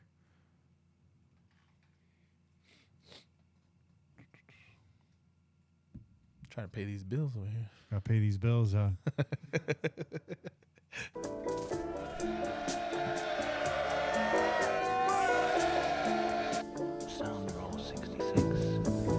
Yo, you like to spend money? You like to make money? You like to bet on these games? I know all you fantasy football heads out there. Look, at the end of a hard week, it's great to sit down, take some time off, and watch football. Game-winning touchdowns, 2-minute drives, fumbles at the goal line, you know what I'm saying? There's nothing else like the NFL, and there's no better way to make games even more exciting than to bet your money on them games. So do the smart thing. Go to mybookie.ag. No one gives you more ways to win than they do. MyBookie's got the fastest payouts and even better lines. Really good lines. Nice lines. Convenient lines. Friendly lines. Go to mybookie.ag. Don't forget, because where you're betting is just as important as who you're betting on. The best lines and the quickest payouts. Look, if you took Green Bay and you gave up 5 points, you weren't sweating. You were sad on the inside, but you'll be at the bank tomorrow. Baltimore versus Seattle. You had the Earl Thomas revenge game. Yeah. They were giving Baltimore 3 points. Well, they didn't need them 3 points. So if you took Baltimore in that game, that was an upset game, dare I say, on the road in Seattle against the #1 quarterback in football. But you're a gambling man. You like to live risky. You like to be on the edge. Yeah. And you made money today if you took Baltimore. And right now I know Philadelphia and Dallas is going down. Philly was getting 2.5 points. They thought that game was going to be a lot closer than it is and it was at the half. Where's that game at right now? I don't know. Well, we came up, it was 14-7 still? It was 14-7. 37-10. Whew. Yeah. So it's a rout now. And if you're feeling good if you took the home team there, which you should have done. When in doubt, take the home team. Look, I wouldn't be telling you guys to bet with them if they weren't the best. MyBookie.ag is the best. That's why you hear them on every single podcast that you listen to out there. MyBookie, they're juggernauts. You can bet on MyBookie. Actually, you can't. There's actually some cool prop bets. And then there's a prop bet for the Super Bowl, whether or not Mark Antony will take the stage. And that's not a joke. That's really a prop bet. So maybe you like. Wait, who's the performance? Who's listed as a performance? J-Lo and Shakira. Why would Mark Anthony's not with J-Lo no more? Yeah, I know. So why would he show up? I'll take that bet. You take that bet. Oh, maybe he voted. Watch he shows up though, right? I'll take that bet, man. I'm gonna take that bet. Look, if you're the kind of guy that likes to bet a little and win a lot, try a parlay. If all your picks come through, you could donate all that cash to the Pillaging Podcast. No, I'm just playing. But yeah, join now. MyBookie will double your first deposit by using the promo code Pillaging. That's all caps Pillaging, PILLAGING to activate the offer. That's promo code Pillaging. Visit mybookie.ag today. You play, you win, you get paid. Cash money. Cash money. You got it. That's right. Yeah. All right. We'll pay some bills and hopefully, you come out ahead next week. You pay some bills too, dog. But let's get back into this. It's Sufferfest continues, but we're going to take a bit of a fork in the road here. Che's going to go left. I'm going to go right. Okay. And we got 2 beers for you, courtesy of your man, Bobby Wasabi 4080 on Twitter. Yeah, 4080. 4080. Follow him. Real quick, because I just saw this pop up in the chat. Just want to give a quick shout out to my boy, Sentinel. That's my homie from SD. Oh shit. What's good, dog? It's good to see you up in the chat, man. Thanks for fucking tuning in, dog. That's my fam right there. That's my fam. Sentinel 6. That's the same fucking that's the same fucking name he used when we were playing fucking Halo, dog. Oh damn. Damn. We had some good Halo wars, bro, back in college days. That was your AOL instant messenger chat name. I was Tupapi, man. That was you were. That was my name, dog. Halo, bro. I was the worst fucking Halo player out of all of us, but I was Tupapi, dog. Mine was bend at the hips. You ready for this though? Let's crack this chill out. Crack yours, I'll crack mine. Yeah. There's one. All right. Let's see. We got this Sudwork. Okay. This is a fruit beer. Okay. It's from Davis, California. And this is the Funhouse Tropical. All right. Let me give you a rundown of the flavors before I even get into this. It's a sour beer brewed with pink, guava, and passion fruit. This is a nice little 16-ounce pint, and it's a 4.5 by volume, bro. Here we go. As I spill some all over myself. Yeah. Yeah. Do it, bro. Shower yourself. Chase gone wild. Chest gone wild. See them tits, bro. You ain't just throw no beads at me, dog. You can put nipples on the chest, bro. Like I I said last episode. I didn't see no fucking beads, bro. Yeah. What's it taste like? It's there, man. It's nice. It's a nice fruity beer, bro. It's got that guava. You definitely taste that guava up front and that passion fruit on the back end. I like it. Nice. It's nice, smooth. Smooth. Good looking out, Bubby. Good looking out, dog. So, chela número 3. Oh, that was a good crack. This is the Pineapple Jardín. It's another local brewery out of Berkeley, California. This is the Gilman Brewing Company. Not related to Kimmy Gilman, for all of you that know me in my personal life. Let's keep her out of here. 6% alcohol by volume. This is a pineapple sour. Two of my favorite things in one beer. I love pineapple. A lot of medical benefits to pineapple. Your girl will appreciate. And I love sour beers, man. This one's to you, you sour ass Raider fans. There you go. Hey, Okay. we're staying with the theme, okay? Yeah, I'm keeping it a buck. Moving right? from the Sufferfest to the sour beer, okay? Staying with the theme today. That is pineapple from the start to the back. Bobby, thank you. I know you can't have one right now because you're on the bike, but I'm assuming you've enjoyed one of these already. Hell yeah, you did. There you go. Bobby's got the hookup on the beers because you haven't brought us a dud yet, and everything you brought us I haven't seen before, and it's all delicious, man. Where's that spot that should be at? Beer Mule. The Beer Mule in Watsonville. Shout out Watson. What's on? Las Fresas in the building. You know what it is. Shout out Driscoll's. Shout out to Driscoll's, man. This is really good. I mean, there's not much to say about it. It is pretty straightforward. It is a pineapple sour. The sour note is not too harsh. So if those of you that are kind of like a little tentative on sours or maybe out on sours, but you like pineapple, give this one a shot. The sour will not blow up your palate, but the pineapple really smooths it out. I love pineapple, man. Pineapple's fucking good. Call me Square Bob Sponge Pants on this bitch. I'm gonna drink so many of these. I'm gonna need some sponge pants. You know what I mean? I could have used some of those sponge pants when I was trying to drink this beer earlier, bro. Hey, if it doesn't get all over your face, it doesn't belong in the place or something like that. Something like that, bro. God damn. Ooh, it's good times, man. It's good times over here. We're in the deep Crow's right Nest. now. We're deep in it right now. There's no turning back. Let's call Kaner right now. Let's hit him up, though. Hit him up. Hold on one second. Give me a minute. Give me a minute here because I got to get this phone number worked Oh out. yeah. Holler at him, Shay. Yeah. I'm over here. I'm looking at the chat. My boy though was talking about he's asking where the Chuck Ross and the Tampico went, and I was like, bro, I ain't broke no more. I ain't no broke college student no more. Dog. We lived off of that Chuck Ross, man. That full jug of Chuck Ross back in the days. Carlos Rossi, bro. It was all bad, dog. Top of the line wine. It was all bad. That was our mixer, dog. It's Carlo Rossi, too. That- I always, yeah, call him Carlos. It was Like Carlos. he's from... Yeah, we did too. Like he's from the neighborhood. Is that Carlos Rossi or that Chuck Ross, dog? That Chuck Ross. Chuck Ross. But that was our mixer, bro. We would go get a handle of Bacardi or some other random cheap liquor, and we would run out of mixer. It was usually like jarrito something that we would mix into that. We ran out of that. We still had that jug of wine.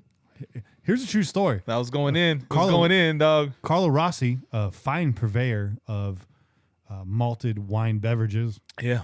almost went out of business in the late 90s. And then College students kept them in business. and then I met the Gent.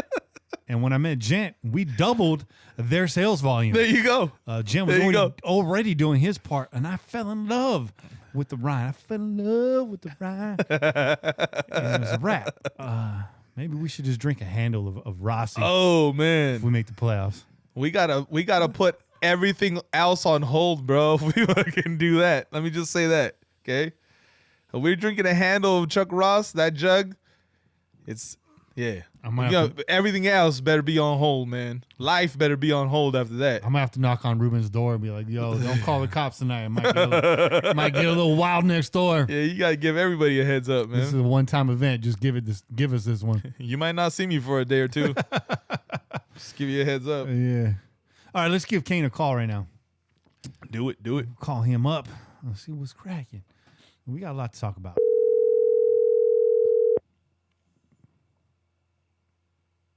Oh, by the way, let me show you the shirt. Yeah, show that shirt off, though. Get a better look at it. There you go. It's fire. It's fire. It's fire. See if Kane picks up here. One ringy dingy. Two ringy dingies. Come on, Kane. I saw you. Please leave your dog. message. I saw you in the chat, dog. Someone on the chat, he said he needed to charge his phone, bro. It's game day, Uh-oh. bro. That phone should be charged. Should have been charged, dog. Should've Come been. on, dog. We're going to get into this right now. We got a few questions. We definitely need to hear the MVP and the trash can player. But I got some follow-up questions. We're going to revisit some points. We're going to get Kane's takes on him because I know some of y'all think, Kenny, he's just a big rolling ball of butcher knives. That dude is he's always... I mean, if you know Kenny, he's a big fan of horror flicks. I am. He's a big fan of machetes and whatnot. So that makes sense. I mean, that's a good description. That's a good description. I got a machete under my couch. There you go. You got him under there, bro? Come on, dog. Yeah. That's my home dog. That's my homeboy, bro. You can't be hiding machete under the couch, bro.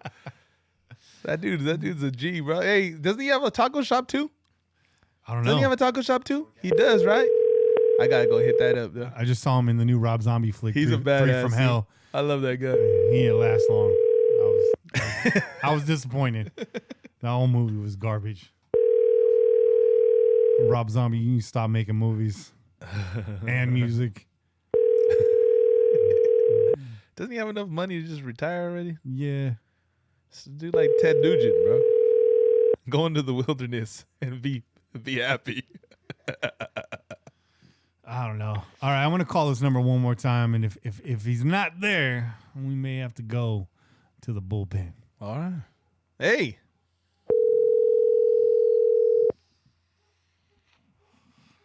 Your boy Gent is in the chat. Is he in the chat? He was in the chat. He was in the chat. He was in the chat. I don't know. He might be drinking his tears away. I don't know. I can't say I blame him either. I'll be dodging my phone call too right now. Hello. Hey, there he is. What's up, Kane? Oh. The third time was a charm, dog. Bro, you got to have that phone charged and ready, dog. We are live. Yeah, I'm ready to go. On the air. All right, let's get into it, man. First off, let's just get this out of the way. I need your MVP player for today. I know it's a big loss, 42-24, but somebody shined bright today. But I'd say a small handful of folks shine bright today. Hell yeah. Who are you going to give it to, Kane? I'm going to give it to Josh Jacobs, 100 yards rushing, 100 yards rushing, still looking good, even though he was kind of nicked up, after that. I guess he had a shoulder injury or whatever. He played nicked up. He still got 100 yards, and between him and Darren Waller, you could split that in two and give it to both of them. Let's do that. Let's call MVPs: Darren Waller, hell yeah, and Josh Jacobs. Without question. That's good. That's solid. Trash can player Reggie. Yeah, I was going to say Darren Waller scores if Derek Carr puts that ball over his shoulders. Yeah. And then what I mean? Yeah, and then the fumble never happens, right? Was that same drive? Right. Yeah, that was it. That was the one we talked about. Waller coming back. That was on the back shoulder. He had to turn all the way around, reach out, catch down. He still kept the speed though, man. He still caught that shit in stride and just kept it moving, man. That was impressive. That was an impressive catch. A lot of people don't understand how difficult that catch is, man. For him to turn the complete opposite way and reach out here, catch the ball out here. In stride. Those hands, bro. Yeah. Waller's hands are no joke, dog. Striding. Yep. The whole time. Yep. Yeah. So the Reggie Nelson Memorial Trash Can Player of the Week. Can't give it to Reggie. He's not on the team anymore.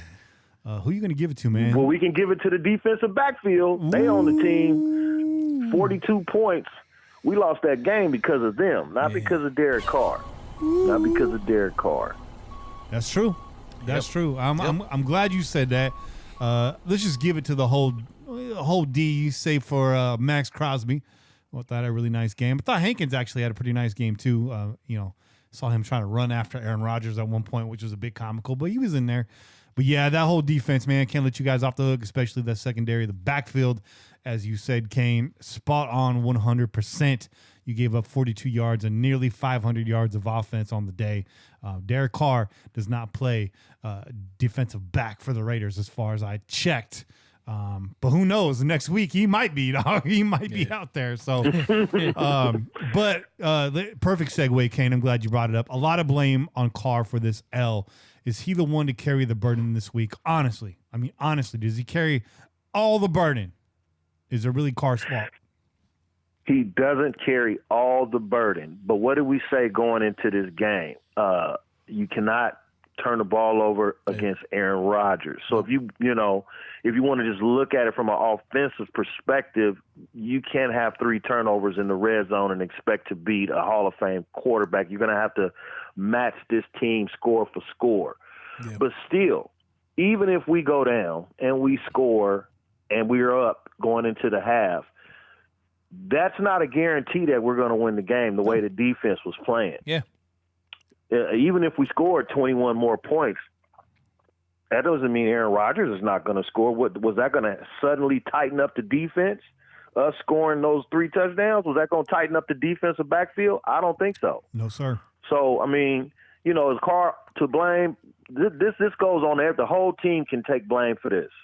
The defense, the turnovers on offense, the defensive backfield, the coaching for the defense. You was off for 10 days. You didn't even show up. The blame, it's a lot of blame to go around. John Gruden put together a good offensive game plan. We moved the ball up and down the field against Green Bay. We moved the ball. You cannot turn the ball over in the end zone, and you can't give up 42 points. That's basically what sums it up.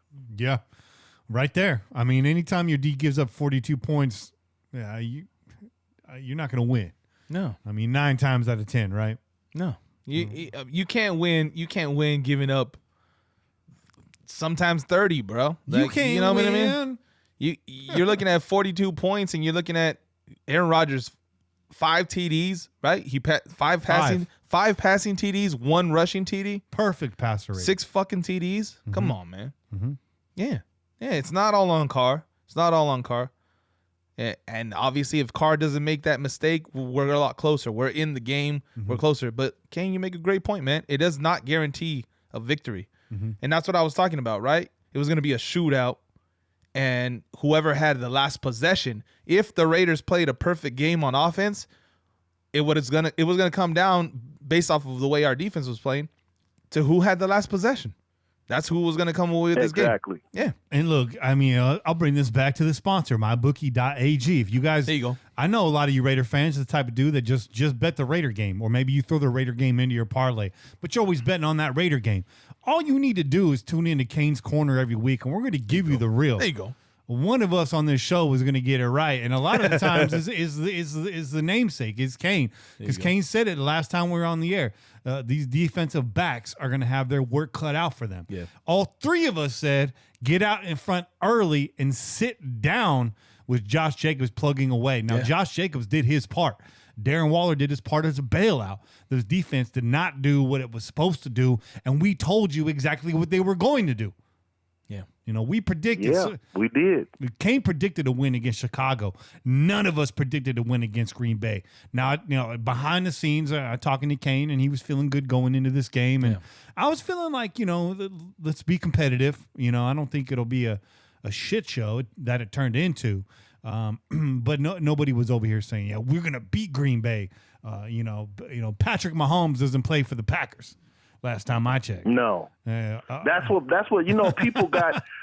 I think when Patrick Mahomes got hurt, everybody was like, okay, we're going to the playoffs. Yeah. We're going to win the division now, but Patrick Mahomes don't play for the Raiders.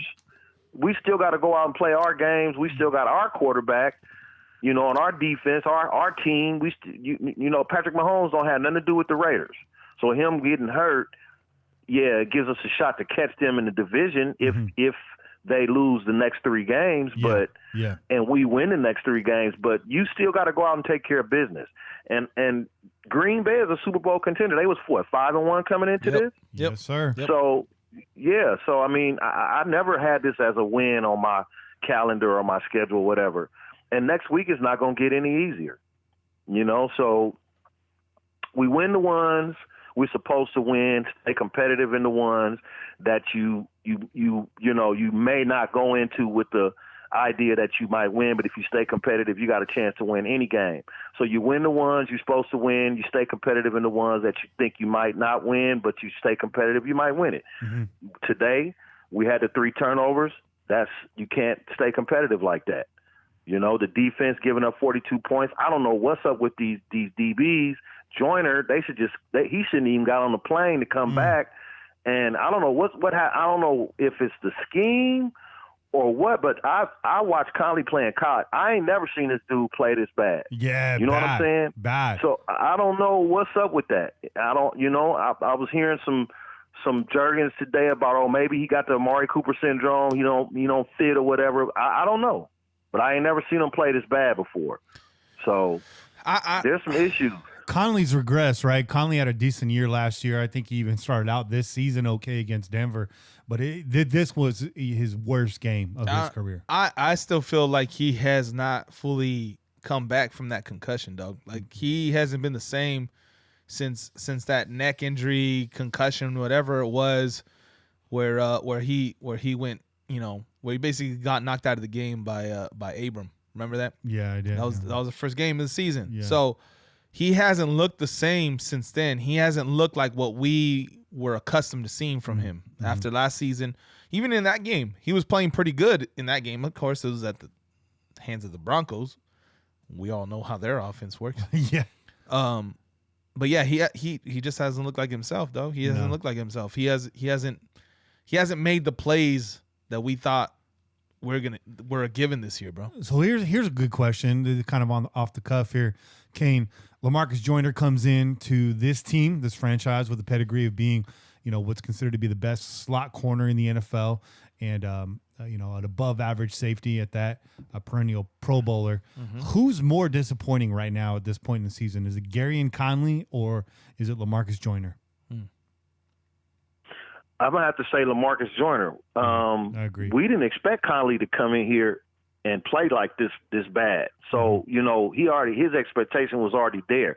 We expected Joyner to come in and solve our tight end issues, guarding tight ends and just all around slot corner, just giving us another solid corner on the field. Just hasn't happened. And raise the level of play around the secondary, right? He's a veteran. That's what he's supposed to do. Step in, bring that leadership presence, and raise the play of the guys around him. And today, Daryl Worley was your best cornerback. And we don't that's think not saying much. And that's not saying much. I don't think Worley's a trash player, but we could definitely do better. And when Worley's a standout guy today, Worley made a couple hits today, right? So Gary and Conley can't tackle, and just too much cushion all day. Every wide open wide receiver I saw today, I was like, who was assignment was that? Oh, there's Gary and Conley. You know what I mean? Yep. So. Well, Joyner got his share of burns too. Yeah. The whole, even Carl Joseph don't look. The losing Abram was a big deal, bro. That was a huge, huge deal. Him going down, we don't even look the same. Yeah. The safety play isn't as good. And bless Eric Harris and Carl Joseph. They doing the best they can, but it's just not coming together. The safeties being out of position. They shouldn't be letting receivers get behind them. We're giving up big play after big play down the field. No safety down there. No safety help. It's just a mess. The defensive backfield is a mess. I see why we was in the trade rumor for Jalen Ramsey. Yeah. Because we really need another defensive back. Yeah, we do. Yeah, we do. And I'll call myself out on that. I said when those rumors were flying around, I said that was the least of our worries right now. Not the least of our worries, but not now worth. Well, what was ended up giving up for Ramsey, we never would have done anyways. But just at that time when we were talking about it, before we found out what it would take, I thought, I don't know that we needed to do that for Ramsey, but right. Ramsey would look really nice on this defense right now. Although I still wouldn't have given even up. Marcus Peters. Even if we hollered at if we would have known the Rams was trying to trade, Marcus Peters to Baltimore, maybe we did. Maybe we talked to the Rams about it. I don't know, but that would have been an upgrade too. And Peters had an impact today. He had a pick 6 today against Russell Wilson. So, it would have been nice. It would have been nice. Another guy that's kind of been coming under fire lately, although a bit quietly, is Cleveland Furrow. Hasn't really shown up on the stat sheet so far this year. A little bit early on, but it's almost like he's not there. I was watching and reading a film breakdown on Silver and Black Pride today. It was a really good one. They were talking about this. They were calling Furrow into question. They were looking at some of his plays and where he's lining up and how he's being used. Shed a lot of light on Furrow. He's stunting a lot. He's playing end on early like rundowns, but being used to twist inside, which is kind of taking him out of plays when teams pass on first and second down, and on third down passing play they're moving him inside. So he's really not being used as a defensive end, as a quarterback rusher, as a pass rusher. As a pass rusher. But I but think we all kind of said that though after the first, after he was drafted and he was more that SDE or whatever, right. or that defensive end, not so much the pass rusher, but the one that can set the end, set the edge. Yeah. Mm-hmm. He's versatile. He's definitely got sound technique. It's just the way he's being used.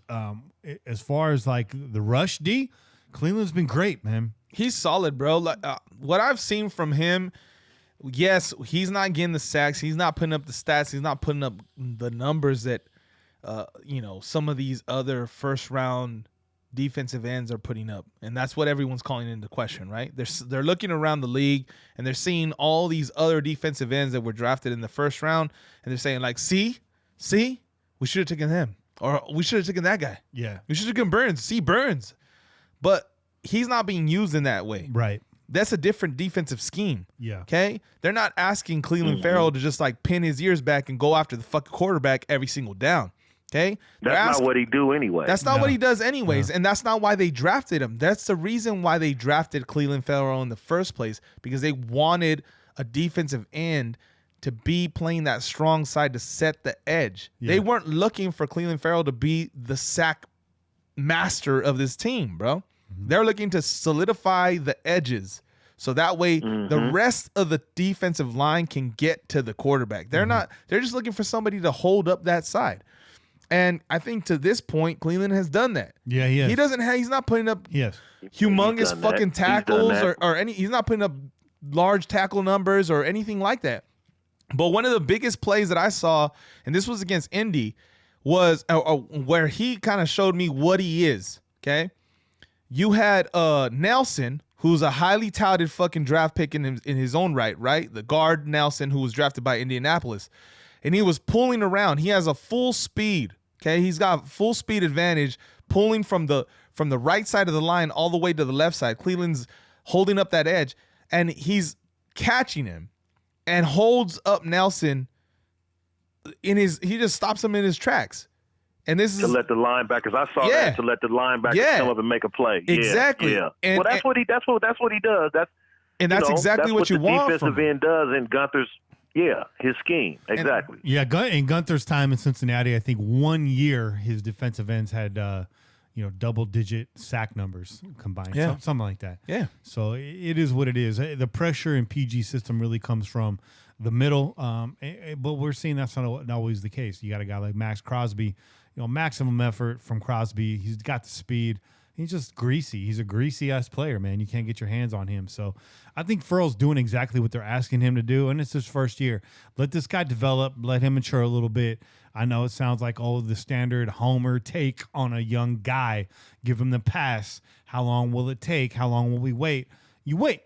He's a first-round defensive end, and you just wait. He's not Nick Bosa, but that's not what he was designed to be. That's not what we intended him to be. I think some of y'all, you see defensive end, and missing. You wanted some sacks. You wanted some sacks. You want sacks. Yeah. Or you draft somebody at number 4 that's got DE behind their name, and the first thing you think is sack machine. It's not always like that. No. So I don't think Cleveland Farrell was drafted to be Mac's replacement, and I think that's the way he's being looked at just by the position attached to his name. Right. Is that fair? But hey, back to Max though. Max is going to develop into something great here, guys. Romo said it today. Yeah.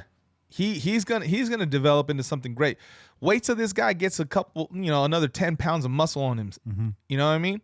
Because this dude, the motor on him is incredible. The motherfucker has no quit, no stop. Even if he is getting blocked, there's no time where you can stop or freeze frame and you see like he's taking defeat. Mm-hmm. He's not taking defeat. He's gonna keep working until he gets loose or until that ball's gone and he can no longer make a play. Yeah. That's what he does, man. That dude I is- like that dude. He plays pissed off. Hell yeah. Yeah, wait till he throw a couple more plates on the barbell this offseason. Throw a couple Oakland phone books on that barbell. There you go. Let him get Yeah, in. Farrell needs to bulk up too. Yeah, he does. Yeah. Farrell both can do. bulk up a little bit. He can give us a better a bull rush.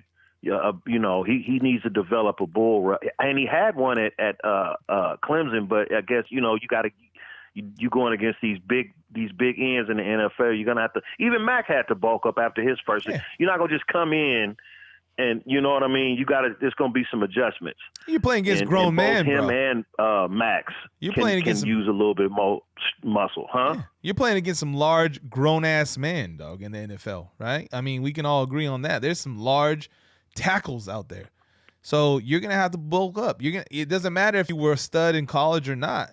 You're going to have to put on some weight. You're going to have to put on some muscle. And you're going to definitely have to fucking upgrade your techniques because even that on all on its own, even if you can out-muscle a guy, you're stronger, you're bigger, you're faster, that's not going to get you to the quarterback. You're going to have to fucking improve your techniques. You're going to have a spin move. You got to have, an under move, whatever it is that you got. You just got to add more and more techniques to get to that QB, man. Let me get a little deep on you guys. There's a gentleman named Piaget. He studies brain development and child developmental and educational philosophy. And he has something that they call the zone of proximal development, which is what most education, if not all education, is based on today. What's the zone of proximal development? What's the ZPD, Kenny? I'll tell you what it is. It's just a notion that when you're learning in school, you're learning outside of your comfort zone, above and beyond what you already know. And it's in stages that allows you to develop and grow, hit your goal, and then move on to the next zone. So, and that's where most players coming out of college are, save for your standouts. And that's where Cleveland's at right now. And he's got some development to do. There's an adjustment period between the NFL and college. Yeah. And I think they're asking him to do a lot. He's seen as a Swiss Army knife, so it's going to take him some time to develop all of those attributes. So let's be patient, man. And if he ends up being a bust and busting out, shit, we'll call him out. I doubt. I don't see that. I doubt that very seriously. Yeah, he's a smart dude. dude. Doubt that very seriously. Smart guy, great character, dedicated to the game. He's in good shape. I think he'll come along just fine. I think you're right, Kane. But since you're on the phone, man, are you stay on the phone here with us for a little bit? Yeah, I'm good. I'm straight. What's going on? All right, so why don't you stick around here right now? Let's talk about this game next week. We got a game coming up. We won't be on the air next week. I'll be out of town, so let's spend some time on this for our listeners. Oakland, one last trip on this road stretch here. We're going to be flying into Houston.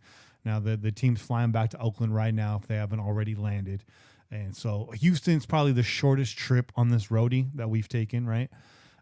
It's a hop, skip, and jump over there to Texas. So it's a nice way to finish out. Now, Houston lost their game to Indy today.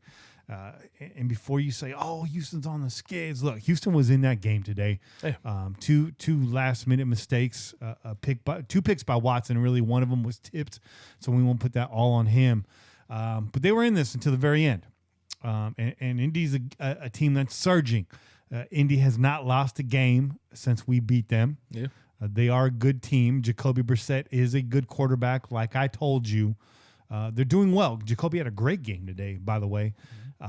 So let's talk about this Houston game. What are some of these keys to the game? I'll give you guys some numbers, and then we'll talk about it, okay?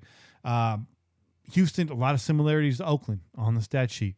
They're holding teams to about 84 yards a game on the ground. Stout run defense, similar to Oakland. They're giving up close to 300 per game in the air. They're giving up 15 touchdowns on the season. And again, they lost Phillip Gaines today, a member of their secondary. So we'll see if he's out next week. On offense, Houston, they like to run the ball. They're a great running team. A combination of Duke Johnson, Carlos Hyde, and Deshaun Watson himself. He likes to run the ball as well.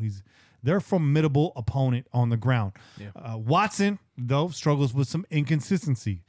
When he came into the league his first year, I thought this guy was a truth. And for the first few weeks of the season, he was shown that he was until he got injured. Hasn't quite been the same since he came back, but Watson's still a problem. His availability, and he did lose a weapon today. Will Fuller went down, so we talked about that already. So just a warning to everybody that overlooked Houston at the beginning of the season. And Houston's a team that's often overlooked. And I see why. They're not a juggernaut. They're not a playoff contender every single year. They're in a weak division, but they got playmakers. And I'm really big on Deshaun Watson. He's the type of quarterback that is going to kill you if you give him the opportunity. Yeah. And he's a physical guy. He's a bigger QB, and he's got wheels, man. He will hurt you on the ground. So he's dual threat. I think a lot of folks going through the schedule said, Houston, we'll win that game. But coming off the heels of this loss, and now that they've lost, they're looking to get right too, and they're looking to get right in front of their fans. So let's talk about this game a little bit. Kane, since you're on the phone here, I'm gonna send it to you first. I mean, just first of all, what's your gut feeling going into this game, and what's your realistic outlook against Houston?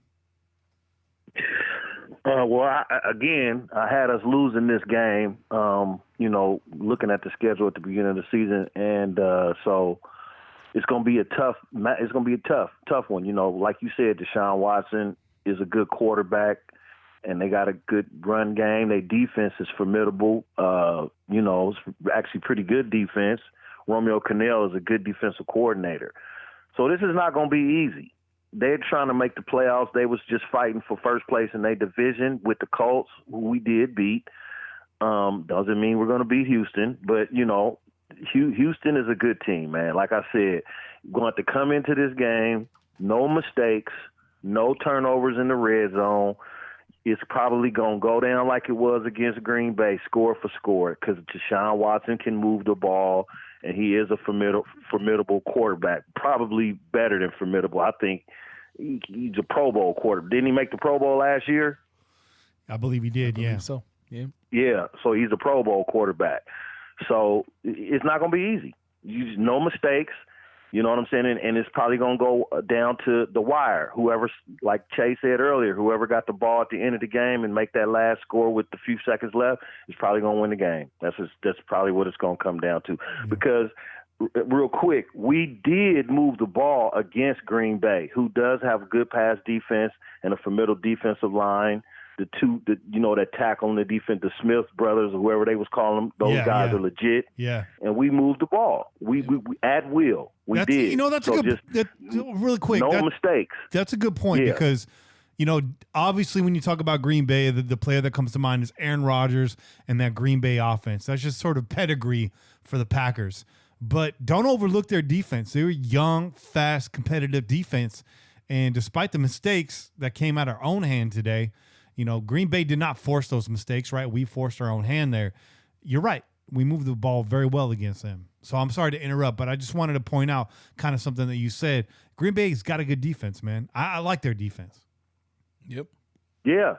Yeah, it's better than I thought it was coming into the game. And we ran the ball against them and we moved at will. So I think we can offensively move the ball against any defense. I think we showed that against Chicago Bears. It's the mistakes. You can't make mistakes. This team can't afford Derek Carr or anybody else on the team to make a mistake and think we're going to survive it. It's hard to do even for a good team. I mean, not saying that we're a bad team, but we're not a very good team. Right. You know what I mean? So if you're making mistakes, you can't overcome them when you're just average team trying to get good as the season goes on, which I believe we're trying to do. So we can beat Houston with no mistakes, and defense can't give up 42 points. We'll say. Yeah, this game's on the defense, man. I'm really confident in our offense at this point, despite, again, the mistakes made today. I feel good about this offense. I think even against a stingy Houston defense, John Gruden's going to scheme up and find a way to find yards underneath. And if we dink and dunk you to death, 1,000 paper cuts, whatever it takes, control the ball, control the time of possession, and give your defense some time to rest. Don't put the game all on the D like we did early on this week, because you already know you can't rely on them. So I'm looking at our season prediction. I'm just kind of go back. Actually had us beating the Chiefs at home early in the season. I was wrong about that. Had us losing to the Bears. I was wrong about that. Let's swap that out. I am right on schedule, and so is Che. I had us losing to the Packers. She had us winning this week. And I backed that up last week. I did say win by 7. Yeah. Right? And coming off the bye. You said coming off the bye. That was a big reason for it. But all 3 of us have us losing to the Texans this week. So hopefully the Raiders can prove us wrong. I'm feeling more confident about this team than I did when we made these predictions. Mm-hmm. So I think the Texans, I think we can win this game. I think it's going to be a close one. I'm going to have the Raiders by 3. Okay. I like that. Listen, man, I think it comes down to the ball control again. We're playing a talented quarterback. Whenever we play a quarterback that can actually do some things, that won't kill himself, that won't necessarily shoot himself in his own foot, it's all about keeping him off the field.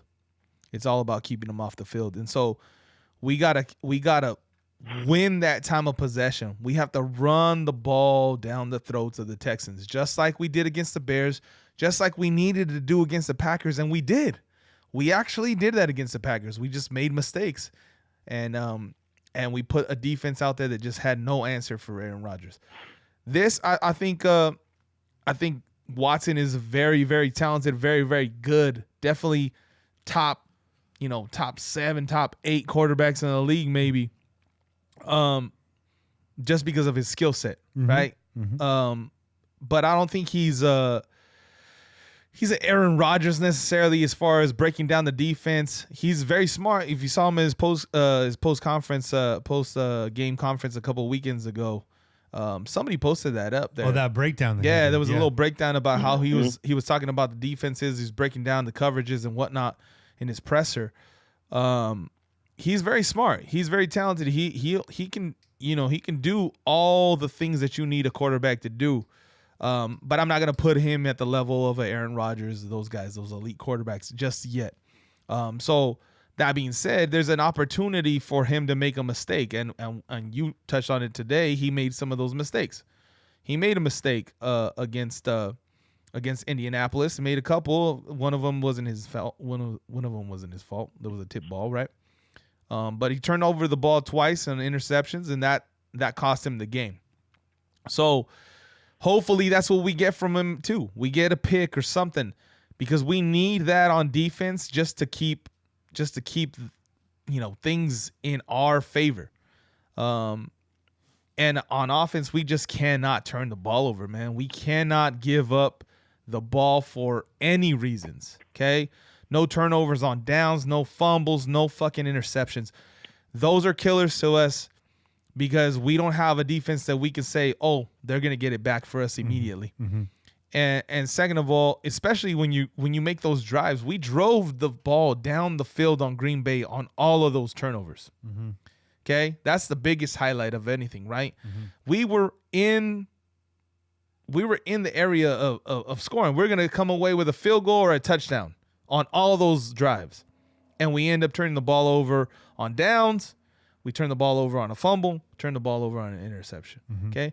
We cannot have that because we don't have a defense that's going to get that ball back. So you take over the time of possession, you win the turnover battle, and you hope that your defense is going to get lucky and get a mistake, pick or a fumble, and that's going to give you the necessary, distance from that team for them to keep them from fucking catching you.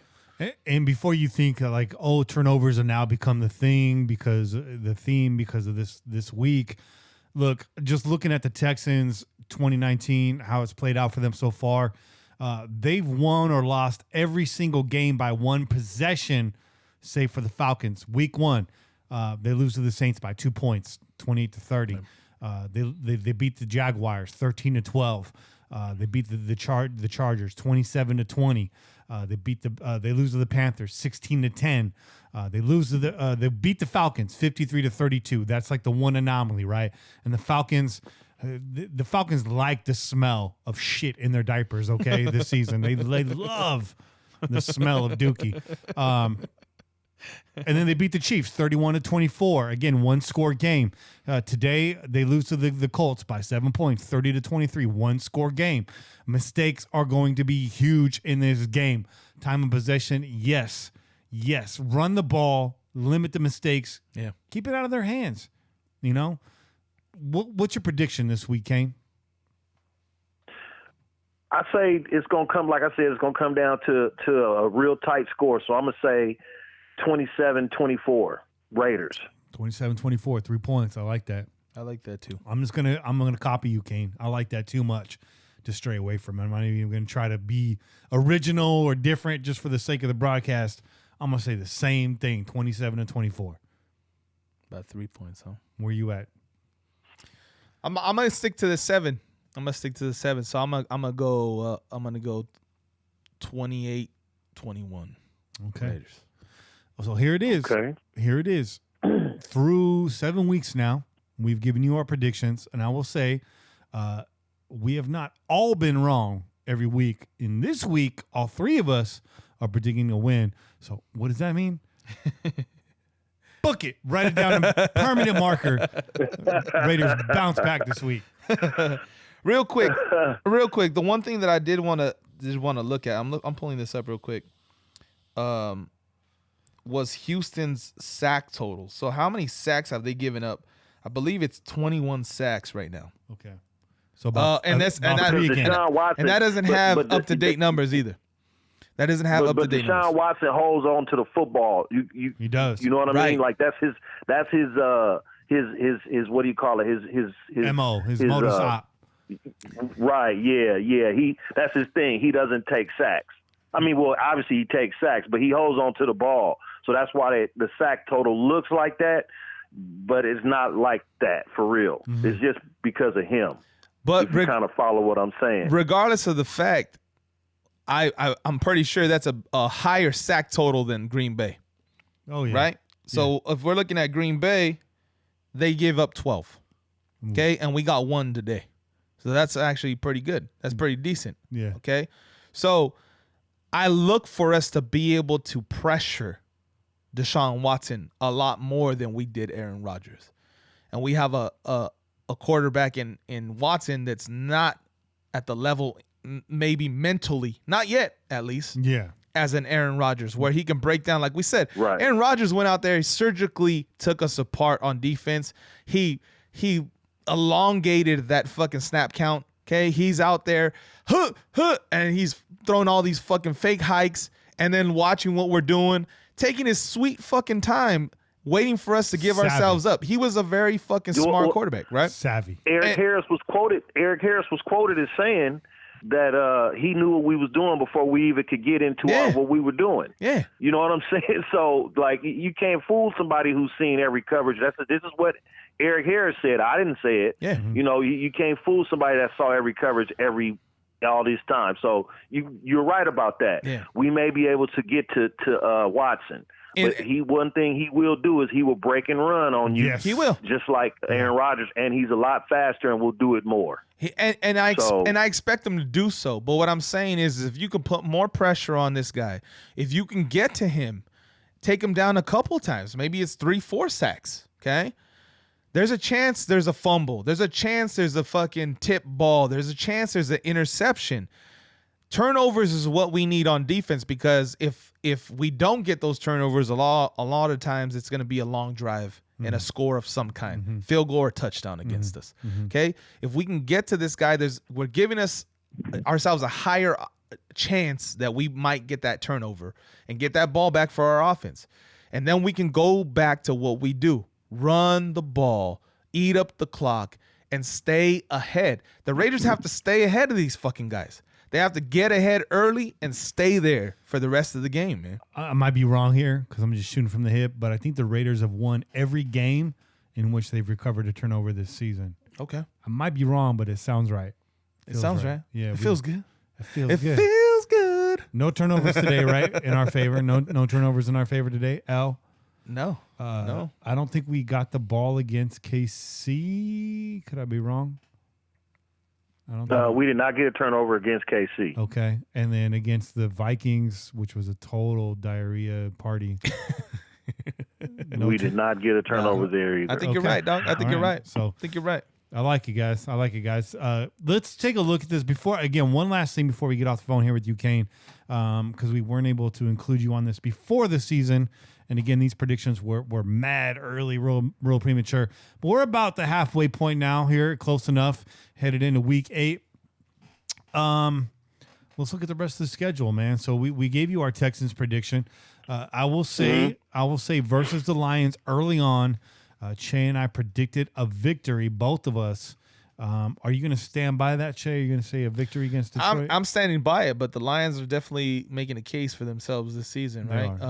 Definitely at the beginning of the season, we didn't see a defense that the Lions are putting on the field week in and week out. Yeah. So it's not going to be an easy win, but I'm going to stick to it. It's going to be a home game, a long road trip, right? Ooh. We've been on the road for a long time. We're going to be hungry, bro. We're going to be there. We're going to be live in effect. We're going to be loud as fuck. And I sure hope that gives this team the energy it needs to fucking pull out the victory. Okay, so Matt Stafford ain't going to hear shit. Yeah. I'll tell you that right now. He ain't going to hear nothing. Yeah. Okay? We got that W. I'm sticking by it. So let's stick by that. Kane, man, what do you think against the Lions coming up here? No, I think we're going to beat the Lions. Okay. Yeah, I think we'll beat the Lions. Not saying it's going to be easy because they are a good team. They turned out to be good, so I think we can still beat them. We'll be home for some home cooking 5 weeks away. Like you said, the fans will be juiced, pumped. The Raiders themselves should be pumped to get back in black. So, yeah, we should win that one. Okay. So you got us winning against the Lions. And then let's go again. We got another home game right after that. It's a short turnaround coming off the game on the 3rd. We had a Thursday night game on the 7th against the LA Chargers, which both actually with Che had a victory. I had an L. I'm going to go ahead and change my prediction to a win because the Chargers garbage. Yeah, they got a scat rave going on right now. They got that Dookie rave in effect right now. So I'm gonna switch mine up to a win. Kane, what do you think about the Chargers coming off a short week? Yeah, I think we win. All right. So I think we beat the Chargers. Let me hold on 1 second. All right, let's do this. So I'm gonna change that up. I'm going to go with the win, too. So that's wins across the board against the Chargers. Let's move ahead here. Again, last home game before hitting the road again against the Bengals in Week 11, November 17th. It's a regular start time, Sunday, 1:25 p.m. in the Black Hole. Both Che and I, early season, had the win against the Bengals. I'm keeping that right there. Mm-hmm. Kane, are you on board with us beating the Bengals? Absolutely. The Bengals is trash. If we lose to the Bengals, then we shouldn't win the game for the rest of the year. Ooh. Yeah, the Bengals are trash. I like that. That's fucking fact, man. That's a fact. That's a fact and a hot take at the same time. That might be the first time on this show, and I'm not going to argue with it. So that's if you're listening to us, this is where kind of like when you're taking the Scantron test, and like 4 answers in a row were D. Yeah. And you're starting to you're like, it seems suspect. I don't know about this one. How could it be the same answer, dog? Yeah, so that right now, if you're listening to us, that's 4 wins in a row, starting with the Texans next week. So I don't know. It's a bit suspect. You might be thinking, you guys, you're homers. Come on. We're 2 hours into this podcast. I think we've proved we're not homers. And then we go on the road, and the Pillaging Podcast will be in full effect in Brick City, New Jersey, when we face off against the New York Jets. I had that as a win. I'm going to keep that as a win. I know their defense is better than we thought. Will Sam Darnold be back for that game? He'll be back for that game. He was already back this week. He's back this week, bro. So, I don't know, man. What do you guys think? Che, you and I had this as a win. Kane, let's go to you. Let's chime in. We got 4 wins in a row, according to us, and we're hitting the road to New Jersey against the Jets. Is that a win or a loss, man? Oh, man, that is a trap game for real. All right, let me say this. I watched the Jets play last week. Sam Darnold was back last week. They played Dallas and beat them. The team looked like shit with Luke Falk, but with Sam Darnold behind the behind center, they didn't look like shit. And that defense didn't play that. No, and that defense is pretty good. I want us to win every game, so I'm gonna say we're gonna win, but the Jets are not gonna be an easy win. Just put it like that. No, it's not gonna be easy. No. Watch a game. They are so much better with Sam Darnold behind, and they got Robbie Anderson, who is a deep threat. They got Jamison Crowder, who ain't a slouch. They got Lev Bell. They got a good offensive line. Yeah. They got good defense. They got good defense, good linebackers. Okay DBs. But the defensive line is good enough that the DBs only got to hold on for a little bit. So here we again. Like I said, I think we're going to win. I'm going to say we're going to win, but it's not going to be easy. I don't even want to start breaking the game down because I'm sure we're going to do that later. But they're not going to be easy to win. You made your points. They're good points. Che, what do you think, man? You had this as a win early on. You sticking with that? I'm sticking to it, dog. I got to stick by it. I'm real tempted to stick with it, man, because, the three of us are going to be there like Cerberus, the three-headed monster. Between the three of us, it's going to be loud. And we're going to be with Chuck and Fitz and Tom and the rest of those cats. And Johnny's going to be out there. We have a lot of crazy motherfuckers out there. There's going to be a lot of fucking crazy motherfuckers out there, dog. I think Cam might be rolling through. Bobby, he's going to be here. He's quiet right now. He's loud at the game. We're all going to be out there, man. I think Chuck, by the way, from the Nation Podcast. Shout out. And the Fan Club Blitz. That's right. They're doing double time. They're on the Crow's Nest and Murph's Man Cave Network. So just a quick plug. We're going to be out there. I think Chuck secured about 75 tickets for our section alone, and those are all booked. So Raider Nation will be deep. But I'm going to reel back. I'm going to paint this as a loss. I think the Jets are doing really well. Have us at 4 wins in a row, so I'm using that Scantron method. The answer is not D here. It's probably like B or C. And I'm just second guessing myself a little bit. Hopefully I'm wrong. Usually I'm wrong when I do. So I'm changing this for good luck. Paint it as good luck. I'm going to say that we're going to lose that game and I'm going to be wrong. So keep smiling, Raider Nation. Let's move on. December 1st, Kansas City Chiefs, Patrick Mahomes back in the saddle. We are in Kansas City the first day of December, where Derek Carr has never won a game in his life. And it ain't going to start then. No, we're not going to beat the Chiefs in Kansas City unless Patrick Mahomes is hurt. I'm with you. Che, man, what's on you, man? You switching that up from an L to a dub? Is this the year? I see you itching over there, bro. Che's got a look on his face. He shifted around in his chair. He's like, I got the finger on the trigger, though. He too, bro. I'm itching over here. Listen, man. we very well could have beat fucking KC at home. I know it's a different situation in KC.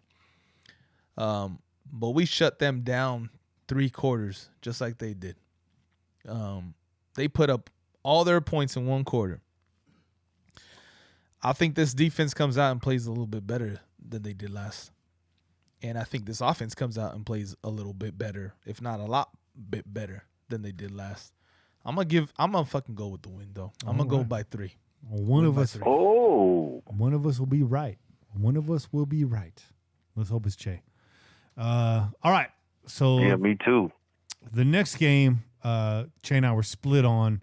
Again, we weren't able to get you that week, Kane. But the next game's against the Titans. This one is at home, and I had us losing to the Titans. I think this was just kind of one of those wild. Actually, I had us winning against the Titans. Che had us losing to the Titans. And I kind of feel like you had pegged this game as the one you should win but lose. Yeah. I kind of felt like that was like your reasoning behind this. Yeah. And at that time, I think we were comparing the Titans to us a little bit, a lot of question marks. Talent on the team, not putting it all together. A game that we could lose, a sort of a 50-50. So we'll start with you, Che. You had this as an L, but seeing what the Titans are doing this year, Mariota's now benched. Tannehill's the starting quarterback. Yes, they won today.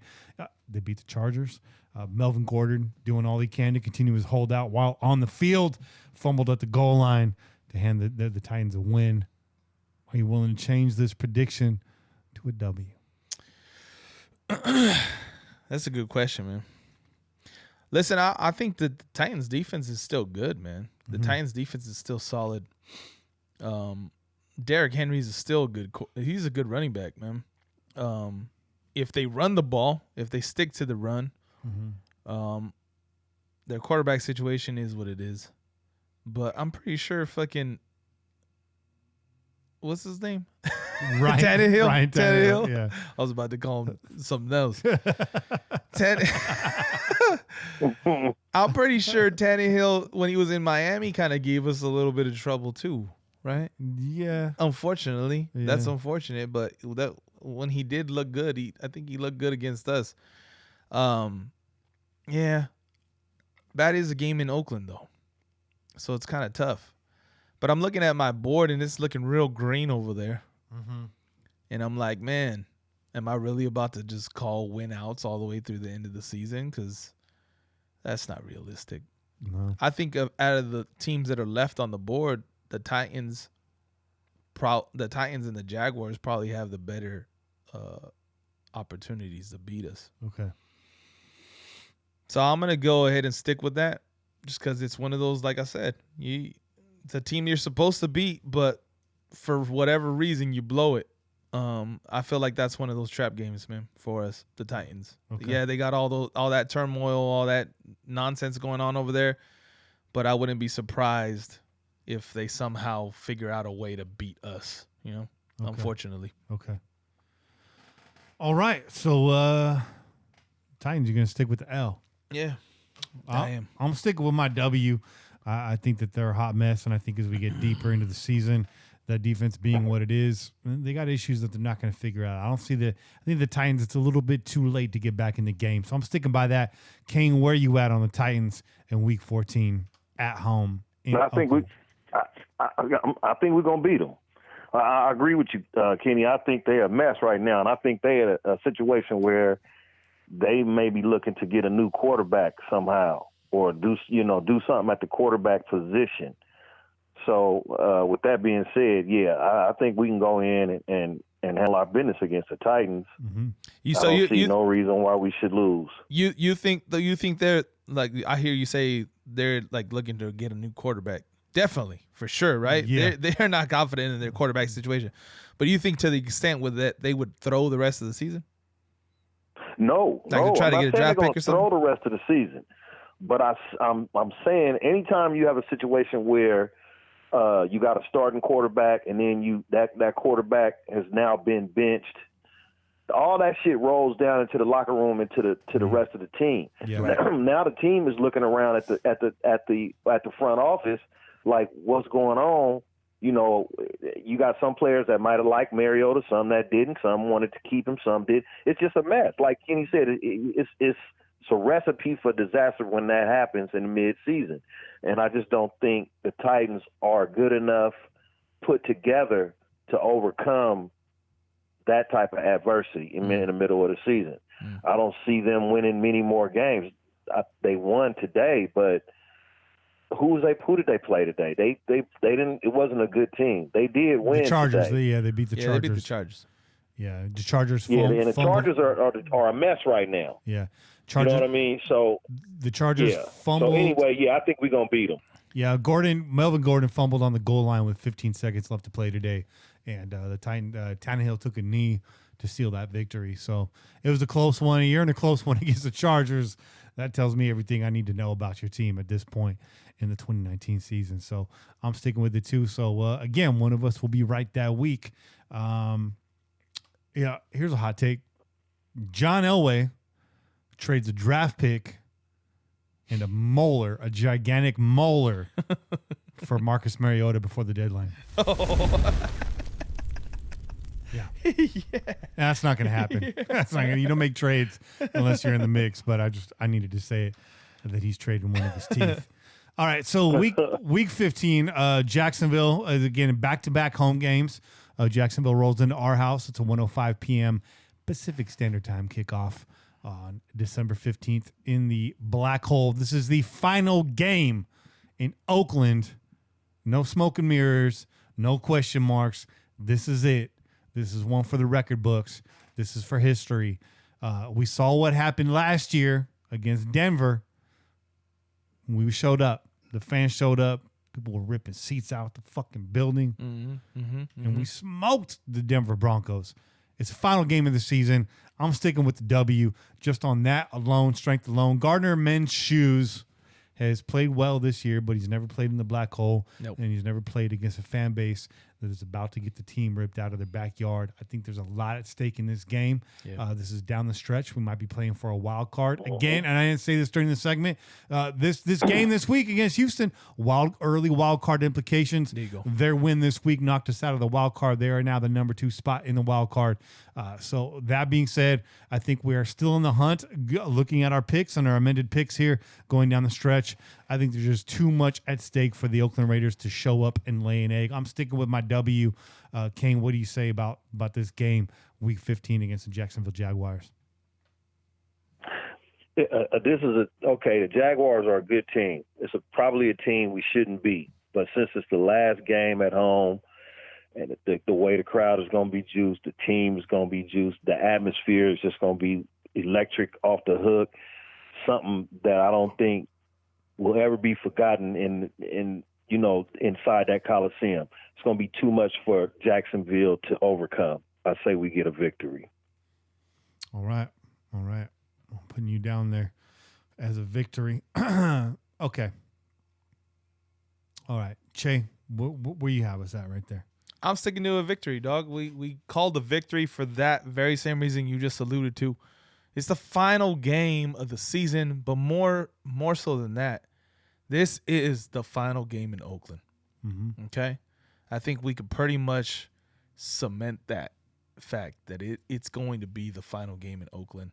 I don't think we have any news as to there being something that's going to be causing an issue to starting the season in Vegas next year. Yeah. It's going to be it, man. So the same crowd, the same hungry crowd for victory is going to be there as was last season against Denver on Christmas Eve, right? Mm-hmm. Your boy Bobby was there in the rain like a fucking real fan, okay? I had family duties, or else I would have been there too. But we're going to get that W, dog. I'm sticking with that. Yes, the Jags are a good team. They're good defensively, and they've been able to be productive offensively since they switched their quarterback. Well, not by their, choice. Nick Foles went out with an injury, but this dude Gardner Minshew's, you said it, porn stash. He's been out there doing his damn thing, but not in the Black Hole, dog. Sorry, not in the Black Hole. Not with us there. Not with us angry, yelling. With tears in our eyes. Yeah. It's not going to happen. And right. That's a victory, though. All three of us predicting a win in Week 15. One of us will be right. Yeah. There you go. I like that. One of us will. All right, so let's get into the final 2 games of the season. Judging by everybody's numbers here so far, it's really looking like the Raiders are now in the playoff hunt at this point. See, guys, even after a loss, we're giving you something to be optimistic about. But I digress. Week 16 is on the road, kind of, in L.A. against the Chargers. It's an away home game for the Raiders. You know how it is. Che, man, what do you got against the Chargers? You predicted a loss before the season started. How do you feel about that now? Man, I mean, I want to make that a W for sure. But again, I'm going back to that anxious feeling of that's a lot of green on my board. That's Scantron. It's a lot of fucking anxiety. It's a lot of victories, man. You really gonna go there? You're gonna go there? You remember the fiasco that you had a couple seasons ago, Chad, with the 13-3 predictions, man. That's where I'm at right now. My mind is telling me no. Shades of But 13 my and 3, huh, Jay? Damn. Chill out, Jay Kelly. Fuck that. I'm going victory. Because fuck Phillip Rivers, dog. Okay? Going with the W. Fuck anxiety. Kane, where you at? I heard that. Where you at, Kane? I got to say we going to lose, man, and I'm going to tell you why.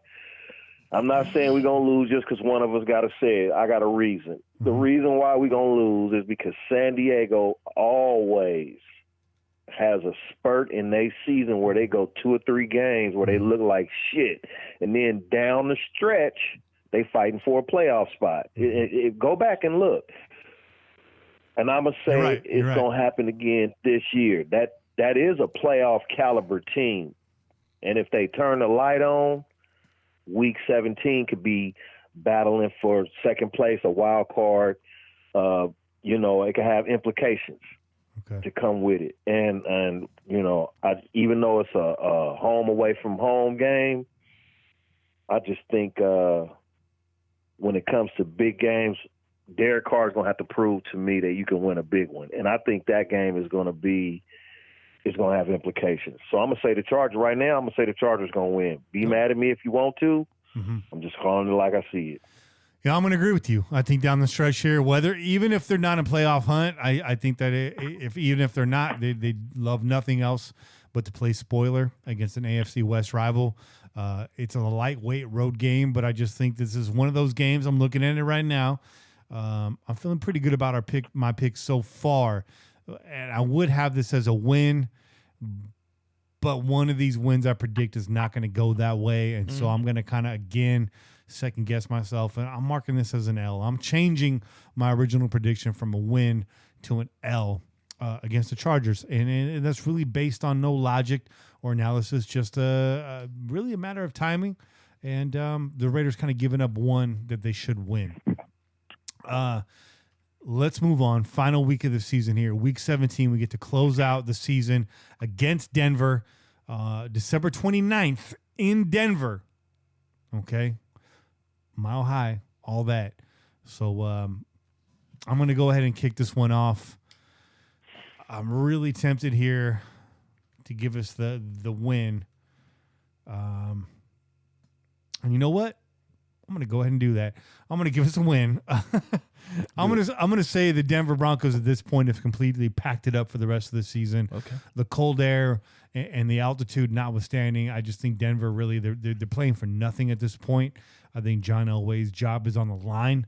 I think they've already mailed it in, and I every reason why the Broncos might spoil this game at this point, it's a non-factor. Just based on where the team's at, the caliber of their talent, and their headspace. So I'm going to go ahead and stay positive and say we close out the season with a win against the Denver Broncos. And regardless of what happens playoff-wise, we end on a good note, and we head into Vegas 2020 thinking, you know what, this team made strides. We took our bumps, but we made progress this year, and I'm excited for the Raiders in 2020. Che, what do you think? You had this as an L, by the way. I have it. Yeah, I have it as an L. And as much as I want to change it, I'm gonna stick to the L. I'm gonna stick to the loss just because of the factors that you mentioned. We got the altitude, we got the cold, we got a quarterback who hasn't performed well in the cold, even though I'm trying to get him to perform well against the Chiefs in Kansas City. Yeah, and a team that kind of has an idea as to what we want to do against them, right? That being said, they had an idea what we were going to try to do against them in the first game too, and we ran the ball right down their fucking throats. Yeah. So I expect them to do the same, but somehow, some way, we usually have some fucking ridiculous turnover in the cold weather, whether it's a fucking like ball that comes loose as fucking Carr tries to fucking hold his pass back or something stupid happens like that, bro. And that usually costs us the game in those kind of games. So I'm going to keep it as an L. I hope that I'm wrong. I really do hope that I'm wrong. I hope that you're fucking right on that. But yeah, I'm going to keep the L, dog. I'm going to keep the L. Close out with the L. All right. Sorry. Kane, man, it's on you. Last prediction for the season, man. You get to wrap this up for us. Denver Broncos, Week 17, December 29th, in the cold. What do you got? Oh man, this is a hard one for me because I want to say we're gonna win because we should win. We're a better team. Yeah. But it is in the cold. Derek Carr, no matter what everybody says or want to say or whatever, he does not play well in the cold. Che just said that, and I agree with him. I'm gonna say we lose, man. Okay. Plus, on top of that, what are we at? Like 8-2 for the rest of the year? So we got to lose more than 2 games. Come on now, we not. If that was the case, we would have beat Green Bay today. We wouldn't have had 3 turnovers in the red zone. Yeah. So I don't know. We're not gonna beat Denver in Denver. Not in the altitude, the cold weather. Derek Carr don't play good in cold weather, unless we lather up Josh J. I just don't know. A loss. Mark me as for a loss on that one. All right, fair enough. Let's wrap this up really quick. So let's start here. I'm on the left-hand column. Down the stretch, man, looking a lot different than where I had us. I think post-draft, I had us going actually with 9 wins. And I later quickly, I think the following week, reeled that back to 8. But here in our late-season prediction, mid-season prediction, I have us at 10 wins, 10-6. Surprising myself. Che has us at 12-4. That's a playoff team. That's a juggernaut going to the playoffs. And Kane, probably the most realistic outlook for all of us, 9-7, which is about exactly right where you had us when we started the season. So in our conversation. So Kane, man, kind of finish out there, really kind of sticking to your guns, whether you knew you were doing so or not. It just tells me that your predictions are true and straight from the heart, and you're not really budging there. So 10, 12, and 9, that's your spread on the Pillaging Podcast. It could be any of those. But that's far more optimistic than I think any 3 of us would have said if you just asked us for the raw number after today's game. 12-4 though. You said mine's coming up as 12-4. We Yeah. already lost this one. Yeah. So we're not counting this one anymore, right? So we already have 3, and then I got 2 more losses. Yeah. So that'll be 11-5. Right? No, I have it in there. You had us winning against the Broncos. You had us losing. What I'm saying is going from the predictions for the rest of the season based off of what we have, what the actual record is. Your original prediction was 10 wins. Yeah, that was my original. But what I'm saying is what the games have panned out up until now. Oh, yeah. Right? Mm-hmm. We already have 3 losses, and I have 2 more in addition to that. Yeah. So it would be 11-5. Okay. With the amended predictions. Well, you have us winning against the Texans, the Lions, the Chargers, the Bengals. You pulled back that one against the Jets, right? Did I have that wrong? No. Nothing's wrong as far as what you put down. What I'm saying is that the predictions. Yeah, I think is what totaled up was what I had originally, and obviously I was wrong on some of the games that we lost. These are all changed, right? So there's 3 wins. There's 3 losses right there in the red already up until this week, right? Mm-hmm. To the Packers. Mm-hmm. And then 2 more. That's 5. So he's saying he got us for the last 10 games. We're going 8-2. Yeah. Oh. Yeah. Right? There's something wrong there on the math. It's not calculating. Yeah. My bad, man. I don't mean to complicate things over here. I'm just like, wait a minute. It's all good. No, yeah, you're right. Yeah, sorry.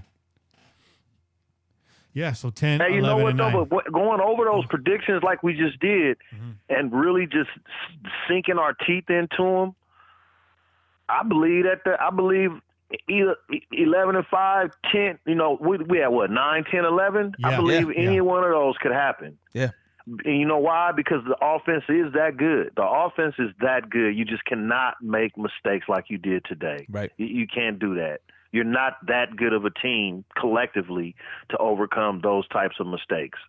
So, with that said, we're a good enough offense that we could win 9, 10, or 11 games at the end of the season. Mm-hmm. We very well could. Even if the defense just play, bend, but don't break. That's all we need. The offense is good enough to win that many games. Yep. I agree, man. I can't disagree with that. We've shot ourselves in the foot a lot of these games, man. Even you can even say that with the Chiefs game, man. The lack of movement in the other 3 quarters, as far as the offense went. We hold till a very realistic perspective, man. We hold our own future, right? We hold our progress Control in our our own own hands. destiny. Yeah, we control our own destiny, dog. So Sure. if we can limit those mistakes, if we can limit turnovers, we can limit, just fucking whatever it is. If it's a fucking player not knowing what the fucking play call is, or just those things, those simple things, right? That if you're studying, if you're in your fucking playbook and you're getting prepared for the week, you shouldn't make those things. You're a professional player, man. You're getting paid to do this shit. You got nothing else to do, right? Yeah. Study up and be prepared. Be ready for the fucking team that you're facing. If you do that, you cover up those mistakes. We should be in all these games. I hope Paul Gunther's telling him the Absolutely. same thing to his defense. right now. Absolutely. Yeah. You see what happened when we fumbled the ball against the Bears, we gave up 21 points. Yeah. But we was playing a Bears offense. You're not playing, like we all said, we're not playing Chase Daniel, we're playing Aaron Rodgers. Cannot make those mistakes against the offense, against that quarterback. Right. That's all we saying. No one's saying we garbage, no one's saying we suck. We saying we good. You just can't make no mistakes like that. Not against that type of caliber of quarterback on the other side of the field. It's just that plain and simple. It was there for you to see against the Bears.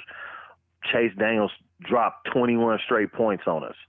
You know what I mean? After we made that mistake. So going forward, you already see you cannot make mistakes because the defense will just cave. You know what I mean? And if it wasn't for Derek and his last minute heroics, we may have lost to the Bears. So, like I said, you can't make mistakes. That's this whole theme of the season should be no more no more boneheaded plays. Let's play within the confines of the game plan. Yeah. Let's think smart. Be smart. Something like that. They're gonna have to come up with something because you cannot going forward. You can't turn the ball over on offense. Defense ain't gonna help you. Can't argue with that. So- Can't argue with that. Kane, hell of a segment this week, man. Thanks for helping us out. Thanks for coming on and sharing your opinion and your very well-informed opinion, man. We look forward to talking to you every week. We will see you in 2 weeks, brother. Hell yeah. Yes, sir. I'm missing, man. I'm missing my home. I'm missing the house, man. I Fiending. miss it. I'm ready to get back out there. Yeah. Ugh. Yeah. I need that cold Oakland air in the morning, man, Yeah. to wake me up, bro. That 7:30 air, that Yeah. 7:30 fresh air, Yeah. That with a little chela on your breath. that sea breeze, that the clamato juice There you flowing, go. and that sweet, sticky, icky in the air. It's a nice potpourri. It's a nice combination, and of course, them barbecues, Oh yeah. and that charcoal smoke. So Yeah. we need that, man. I look forward to seeing you in a couple weeks, Kane, and we'll get that W when this team comes back home, bro. I'll talk to you real soon, dog. Hell yeah. Okay, brothers. Y'all take care. You too, dog. Peace. Yeah, that was a good one. Hell yeah. That was good. We covered a lot right there. Oh yeah.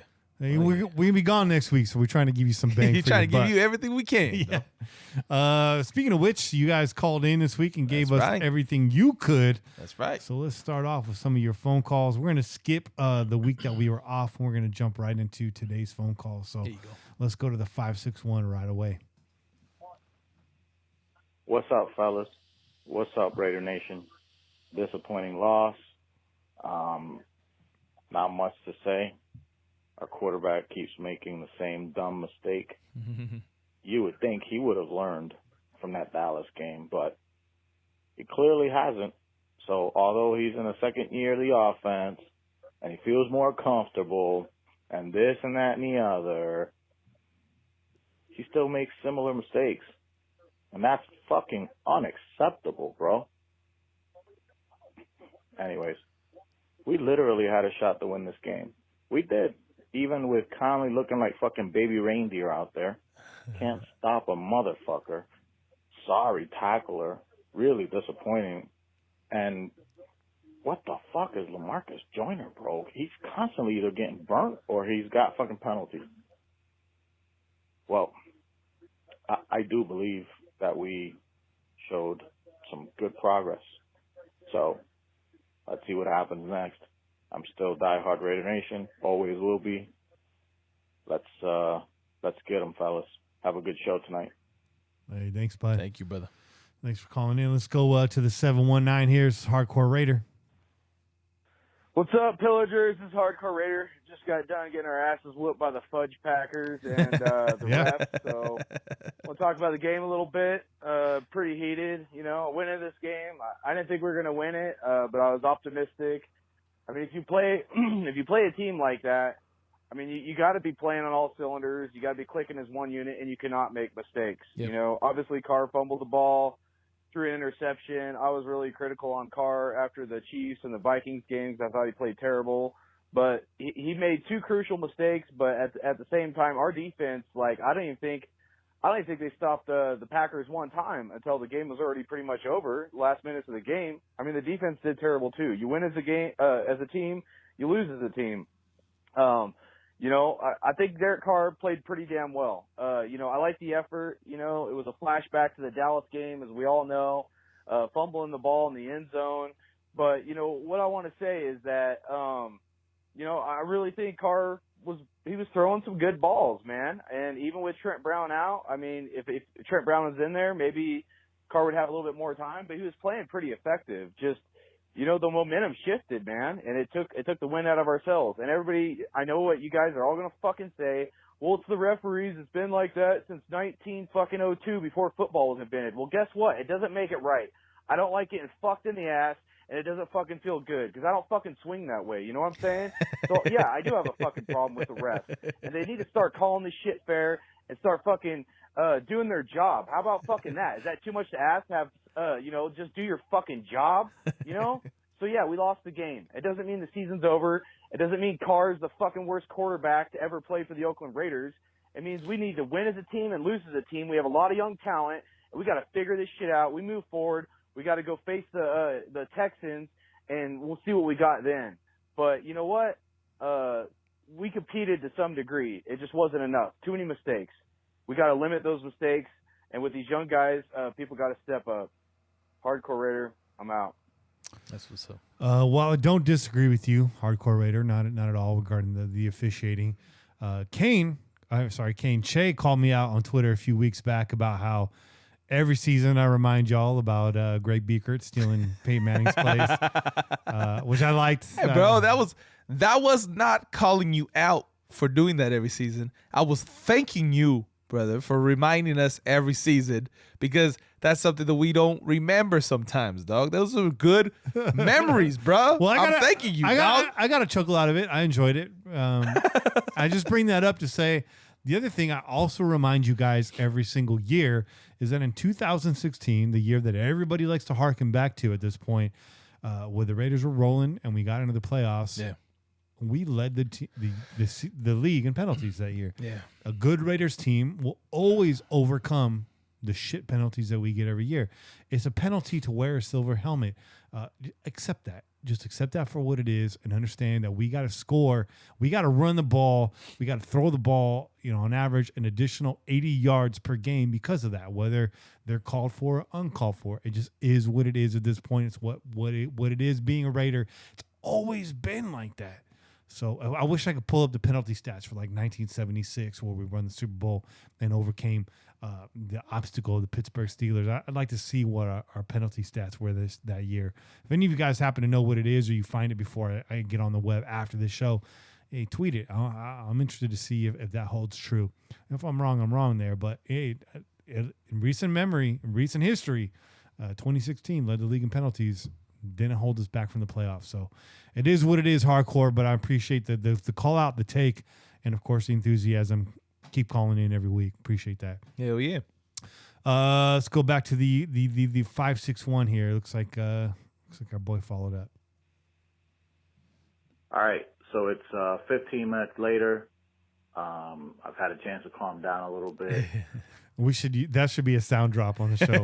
It's 15 minutes later. I've had a chance to calm down a bit. Don't be shocked if you heard that at the beginning of the show. That's a new segment, dog. I watched the post-game press conferences, and I hear Derek taking some accountability for fucking up. So, as much as we get pissed as Raiders fans, we got to take it. We got to take it in stride. It is an improved ball club. You can see it. Defensively, we still have questions, but we can move the ball. Our offense can be potent, and we're hampered. So imagine if we were healthy. Right. So I'm going to take a step back, take a chill pill. There you go. Hit the sativa real quick. Make sure that I'm not jumping off the ledge. But it was a winnable game. Absolutely, it was a winnable game, and I'm disappointed we did not. Raider Nation is as well, but I'm sure we'll play hard. We'll keep going. I wouldn't be surprised if we beat the Texans next week. We're a good team. We're just going to keep pushing. Our run game looks good. Josh Jacobs is a shit. Waller is a shit. And Carr, for a few mistakes, he played really, really well. So, good night. Again, have a good show. You guys are awesome. I'm chilled out. There you go. And the sativa's calming me down. Peace. Interesting choice there was sativa. Bobby, correct me if I'm wrong, but after a loss, I recommend a heavy indica just to mellow out. Maybe drown yourself in some snacks. But hey, man, you do you. If the sativa's the medicine you need, hit that sativa. I like that though. I like that you called back and you followed up, man. That you had some time to think about it. I appreciate that. We gotta go ahead and take that fucking segment, dog. Because if we don't, the ladies of darkness are over here on the chat talking about how they're gonna steal it if we don't, man. The 15 minutes later. It's 15 minutes later, and I calm down. I like that. You know what, ladies? Run with that. Run with that. As a producer over here, my notes, I got too many segments. Run with that. I'll send you the sound drop. All right, let's go to the 303. Oh, what's the weather in Colorado today? Kenny Che, happy Sunday. Giving you a call from Brisk. Colorado, fall, about 60 degrees. Nice. Anyways. Nice. Well, what we thought to strike with the holes on this roster on the defensive end. We knew coming into this game we were going to have to score touchdowns, do some ball control, keep Aaron Rodgers, off the field. But man, mistakes. I don't want to hear anything about the refs. The refs suck, and you just have to overcome the refs. That's the bottom line of football. Yep. Great teams overcome challenges. We're not a great team, and we can't overcome a lot of these self-inflicted mistakes. Now, look, it's well precedented that I have been on record to say I love Derek Carr. However, today showed Carr's limitations, right? He is not an elite quarterback. I don't think he'll ever be an elite quarterback. I think you can win with Derek. But holy shit, deja vu today. When he was running towards the goal line, I swear to God, I stood up and said, just don't fumble it. Just don't fumble it. And what did he do? When he fumbled it, I was like, that's Green Bay. You can say what you want. Yes, the defense sucked. Okay? But that play, with the fact that Green Bay got the ball, drove down the field, and we knew they got the ball again after halftime, that was a big play in a game. Momentum. Yes, there is such a thing as momentum. And then, of course, the INT in the second half, the game was well over by then. But, Carr played well at times today, right? Moved the ball, no receivers, got the tight ends involved. But, man, those aren't mistakes that you should be making as a 6-year veteran. So, can we win a Super Bowl with Derek Carr? I'm asking Raider Nation this question. Can we win a Super Bowl? Does the team have to be absolutely perfect? Or would anyone with their right mind be mad if we moved on from Carr, got a couple draft picks, and drafted a stud QB and, like a Russell Wilson, like what Seattle did with Russell Wilson, right? Surrounded, surrounding him with playmakers, great running game, a killer defense, and then we get a rookie QB on a 5-year cheap deal. But I don't know, man. I don't know. I mean, I'm cool with keeping Carr. I'm cool with moving on from Carr. I don't think Carr's the biggest problem, but he didn't help us today in a game where if we would have scored right there, it was a game. But anyways, on the Houston, I had us losing today no matter what. I still say we're 7-9, 8-8. Hopefully we can bounce back, and our defense pass rush back end is not looking good.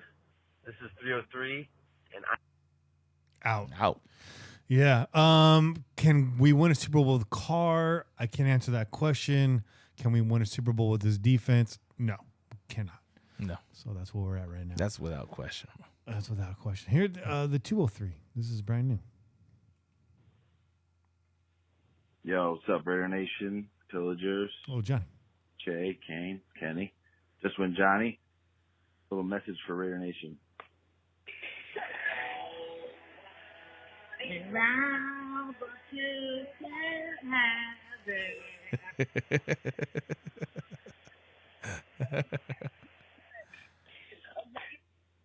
Well, faith no more. Is he saying he has no more faith in his team? Come on, Johnny. Oh, man. Hashtag Raider Nation. It's one of those days, though. All right, we get it. You're a big Mike Patton fan, and so am I. And so am I. Johnny, we love you, bro. Let's go to the 402 here.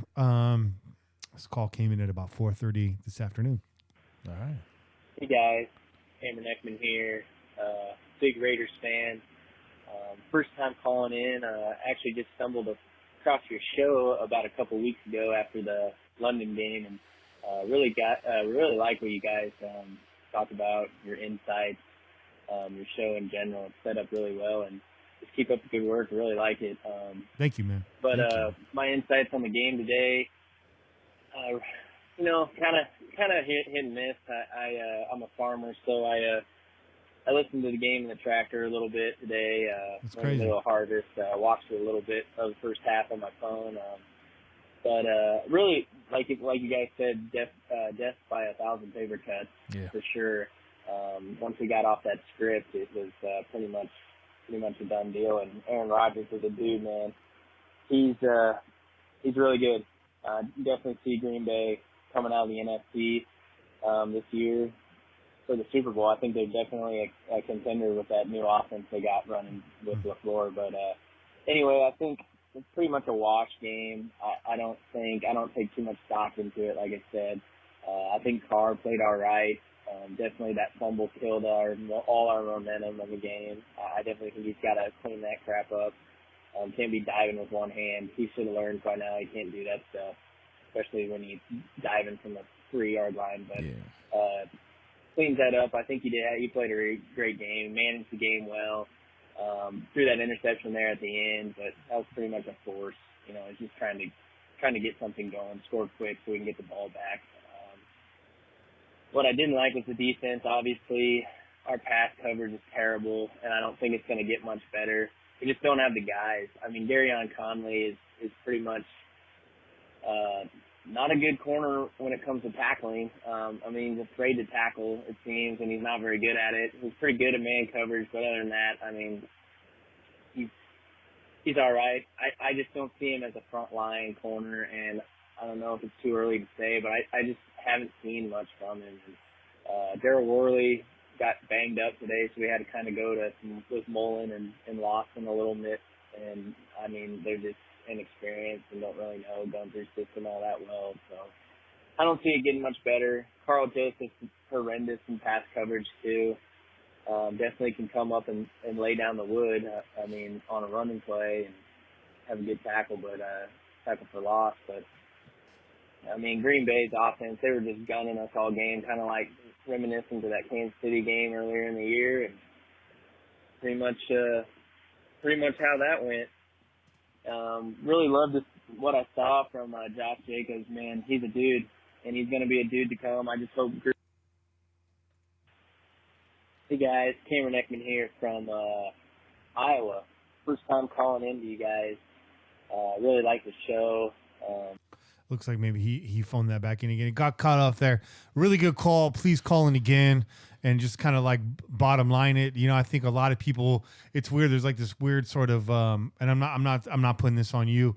There's like this kind of weird contradiction where everyone's like, oh yeah, I had this as an L, but then they're jumping off the ledge anyways. Right? Seeing a lot of that on Twitter. And it's not our caller. Our caller's not that person. Right. But, you know, are the Raiders a playoff contender this year? No, they're not. I never said they were. Che never really said they were, despite his like early season prediction. I think we were both kind of like, yeah, you know, borderline, man. It's borderline. And you're in the same division as the Chiefs. And at that time when we made a prediction, the Chargers, who also look like a contender, you know, so is a non-playoff contender going to go into Green Bay and beat the Packers? No, they're not. So just temper your expectations a little bit. I don't want to. We got a lot of calls. I don't want to go too far, but right. Yeah. No, that's fair, bro. So the 805 here, we got a short call. What's up, Pillaging Podcast? It's Andrew. Hold on, Andrew, really quick. This is, again, not on you. This is entirely on Google, where the transcription of your call says, "What's up, Hitler Gene Podcast?" What? This podcast is in no way affiliated with Hitler or the Nazi regime. I just absolutely want not. to make that clear. Absolutely not. Google, get your shit together, man. Yeah, God for damn. real, get your shit together. God damn. What's up, Pillaging Podcast? It's Andrew C805. Love y'all podcast. Just a couple keys to the game. Defensive backs played like shit. Yeah. Derek Carr, if it wasn't for that fumble out of the end zone, I think the game would have been a different game. Yeah. Offense, whole team probably would have been a different game if that whole fumble out of the end zone wouldn't have been, called back. Penalties. We can't lose the penalties. And that's about it. Well, on to the Texans. Go Raiders. On to the Texans, man. Can't disagree with that. Yeah. It's on to the Texans, though. And onward we march. 970. Hey, fellas, I had to call back this week. This week was just getting away from everything we're doing. Where is Josh Jacobs? They're supposed to pound the rock. What happened? Waller and Jacobs was the key to winning. Why did we get away from it? Derek Carr looking timid again. I mean, this seems to be a conversation that we all have every 3 or 4 weeks. But it's like normal, so let's have to get better next week, like usual. So just win, baby. G-Paw out. Hey, Google, stop. Yeah, Google, stop, bro. You need to shut it down, Google. Yeah, stop with those horrible translations, too. G-Paw, rarely do I disagree with you. I don't think Derek Carr looked very timid today. I thought he remained pretty poised despite everything that went through there. I don't think we got away from Waller. Waller actually got involved after the first quarter, kind of mid to later in the game. So yeah, you look at the stats and the numbers tell you different, right? They tell you Jacobs was definitely involved in the game. Mm-hmm. I think there was times where maybe you said like, wait, why isn't Jacobs getting the ball here? Or there was a few of those occasions, but overall we moved the ball really well, man. Going back to what we said earlier, 2 punts, okay? We didn't get stopped too many times. The times that we got stopped, it was due to our own mistakes, right? Mm-hmm. So we moved the ball really well against a very good defense. This is a defense that's on the higher end of the NFL. Not as strong against the run, but definitely good overall. And we shut down pretty much all aspects of their defense. Yeah. In terms of pressures, sacks, tackles for loss. And we ran the ball down their throats pretty successfully, man, with multiple running backs. Okay, like I said, D. Wash had a couple runs that were pretty decent too. So I'm not really mad. I don't really feel like we didn't stick to our game plan or that we didn't do what we have in the past. We just did something that we didn't do in the past. Yeah. Was turn the ball over. The last couple of weeks, we didn't turn the ball over. We didn't lose. We didn't shoot ourselves in the foot, and we didn't lose time of possession. And we did this week, and we see the result of it, man. We lose this fucking game because we didn't help ourselves out. That's it. Comes down to it, man. Yeah. When your running back, star running back gets nicked up and you're down by, two plus scores, you get away from the run game, and Chay's right. Washington stepped in, did what he could, like 29 yards on limited carries, and I think a pass catch too. So late in the game, if you're down so many scores, man, you're gonna go away from the running game. That doesn't tell you what you did early in the game. I think early on, while the game was still close, we stuck to the game plan. Yeah. That goes without question. Green Bay below average against the rush, above average against the pass, top tier in the red zone, and they do a good job creating turnovers. So definitely no slouch on defense. Not like Green Bay of the recent past. Yeah. Let's go to the 209 here, Central Valley. Unfortunately, right? Yeah. If Derek Carr with baby Jesus, we'd have to punt that motherfucker to the next dimension. Okay. This is AJ, humorous fiend. I'm done with this quarterback. I've been done with them. Ooh. Some of y'all still want to defend him. I get it. The whole restart shit. It's just bad. It's not looking up. You can hang your hat on him probably, playing well a few more times, and God forbid that happens towards the end of the season.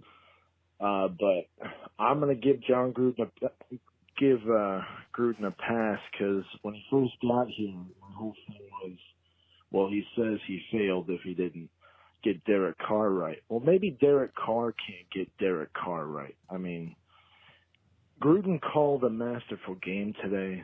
I think Gruden's getting his mojo back. I think we got a hell of a running back. I think we got a defense. Anybody that wants to blame the game on the defense today has no idea what kind of defense we have. They were playing good enough. If we don't keep scoring with an Aaron Rodgers, if we don't keep scoring with Deshaun Watson, what's going to happen? It's not a surprise, okay? Don't cry foul and be like, oh, well, 78% completion rate and Derek Carr's the man of God. Get the fuck out of here with that shit. It's Derek Carr's fault. We'll never be more than a mediocre team unless we get a quarterback that can lead us from behind to a victory. That Derek Carr is gone from 2016, and he's never coming back. I don't care how many wide receivers you get him, or if you wait another 6 fucking years, it's going to be the same thing over and over and over. That was AJ Humorous Fiend. All right. You can catch more from AJ at theraiderramble.com. Follow him on Twitter. He's a stand-up comedian. He's got jokes, but he's very serious, very, very serious on that call. Very serious, man. Yeah. Just upset. Your boy's upset, dog. Your boy's upset. Let's go to the 909 here. Roadman. What up, Pillagers? It's me, the promoter Raider. Probably going to be one of the last calls that maybe make it in. But I just want to say, you guys keep your heads up. We lost to a 5-1 team. Now they're 6-1. So, we were in it. It should have been 17-14 going into the half. Yeah.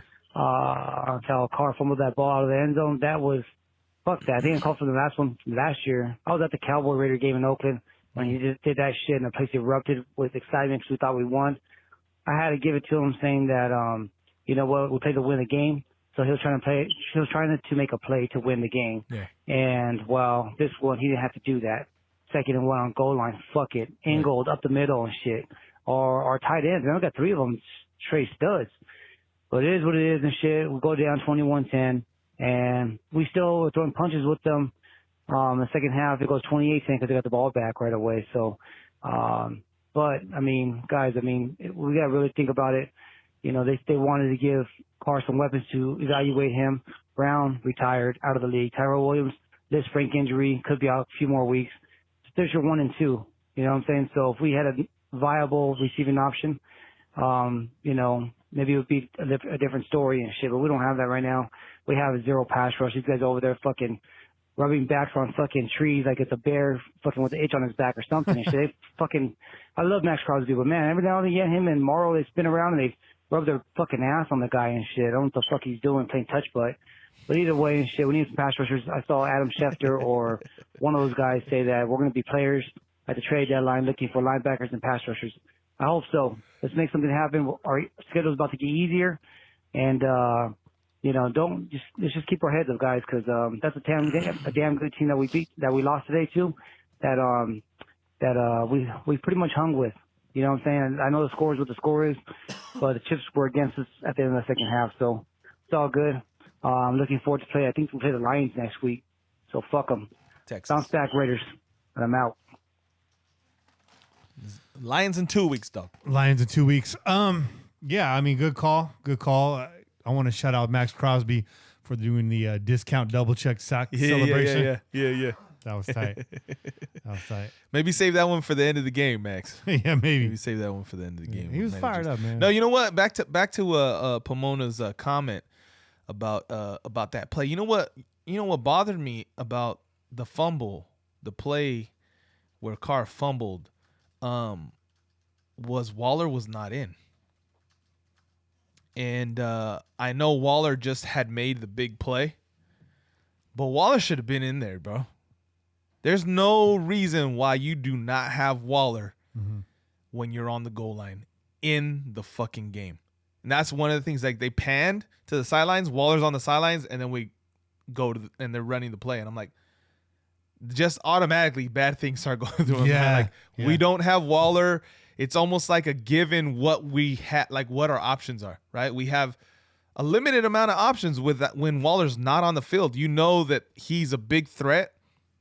On the goal line, you want your biggest threat on the field because he opens shit up for everybody else. You saw how Foster Moreau has fucking benefited from having Waller out there at the same time. Definitely. Okay, Foster has more TDs, or does he have more TDs, or maybe they're tied up now? He's like 2 or 3. Yeah, two or three TDs, and now Waller has 2.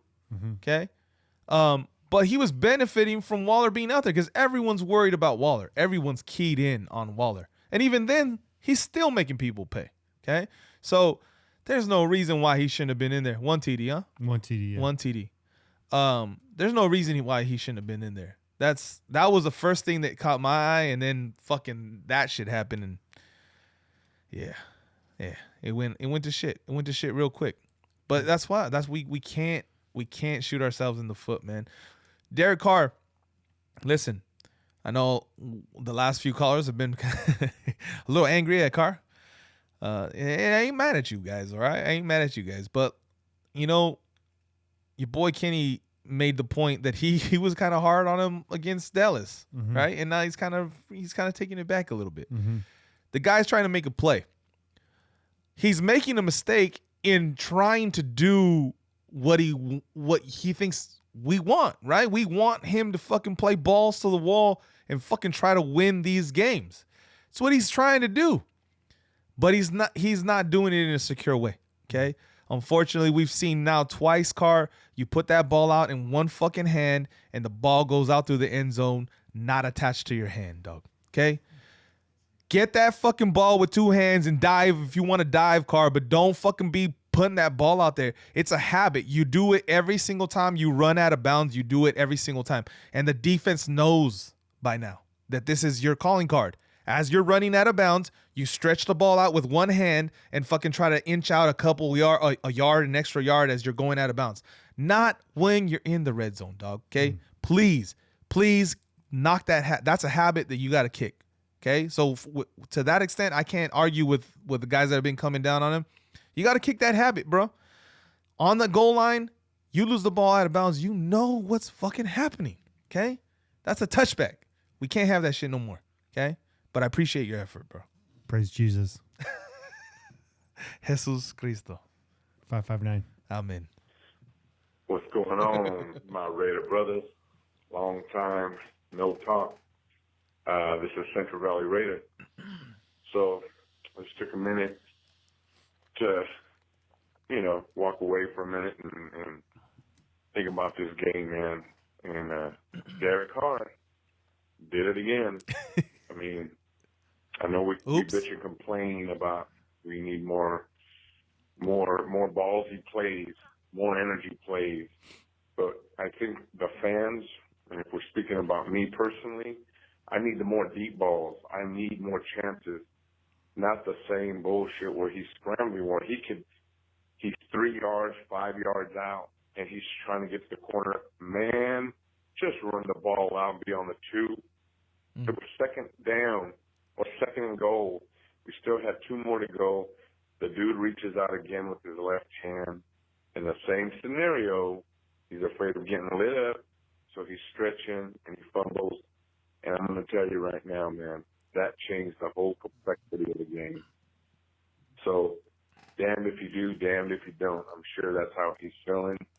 He's trying to please the fans. He hears the fans. He's a Central Valley boy. So I know he knows he's hearing this. He's hearing the complaints. But, man, you got to be smart. That changes the whole game. That flipped it 21 points. And then you think about it, we got in the end zone 3 more times. That's 21 on top of the 27. I mean, that would have been, 48-45. We would have won that by a field goal. Just thinking, doing the math. Maybe I'm wrong. I don't know, man. Just one play. Can't believe that should just set this whole game back. So it is what it is. We'll move on to Houston. The other thing, we got some whack-ass DBs, man. Conley, that dude does not look like he has no interest in playing for the Raider Nation, honestly. Every time I see him, I'm looking at his back. You know, he's getting killed, getting burnt. I mean, he just looks whack, man. We need to get rid of him. Put that dude Isaiah that we had recruited, and just give him a shot. I mean, what the hell, man? Just Conley just needs to, maybe he needs to be a backup nickel DB, man, because the guy doesn't want to come up and hit. Just doesn't seem passionate about the game. Worley got beat today. For every 2 times he got beat, he came back with a good play. So it's a give and take with him. But other than that, man, that's all I got. We'll move on to Houston. Che, I ain't drinking really nothing. Oh, got cut off there. Thanks for calling back in, Central Valley. It's been a while since we heard you, but I have to disagree with you on a couple of points. The fumble does not change the complexion of the game. Your defense giving up 75 yards in under 1 minute and then coming back after the halftime, after you've rested, after you supposedly made adjustments and rolling over and giving up another 7 points and putting your offense down 18 points in a game that your offense had you win changes the complexion of the game. Your offense will make mistakes. Your defense has to back you up, and that's where it happened. Carr was not playing defense on those 2 drives. I'm sorry. The fumble is what it is, but the field position wasn't all that bad. You need to stand in there. Secondly, Conley had a terrible game this week, but what do? You bench him, move Worley to number 1, and bring up Trayvon Mullen. That's going to fix things. That's not going to fix things. The Raiders are in the mix right now, despite 1 loss. You guys are overreacting. I'm sorry to say it. You're overreacting. You're panicking, saying these things, calling for people to be benched, people to be traded, putting this all on Carr. Again, it's another overreaction. Just after the Bears win 2 weeks ago, y'all had us going to the playoffs. Patrick Mahomes was injured. AFC West is going to be a rout. The Raiders got this running away. I'm not just putting this all on you, West Central, but you guys are just over-emotional, overreacting right now. This is 1 week. This is 1 game against a perennial playoff team with a Hall of Fame quarterback at the helm and a pretty damn good defense, and we're on the road. Y'all are overreacting on this. I'm sorry. I just got to say it. I got to be clear. No cap on you, Central Valley Raider. This is me, completely unfiltered, no character, no jokes, no nothing. You're overreacting. That's all I got to say. I ain't gonna disagree. Oh, it's flop. Jesus Christ. I've been working my ass off all day just to hear a bunch of fucking bitch-ass Packers fans talking about how they fucking raped us today. 42-24?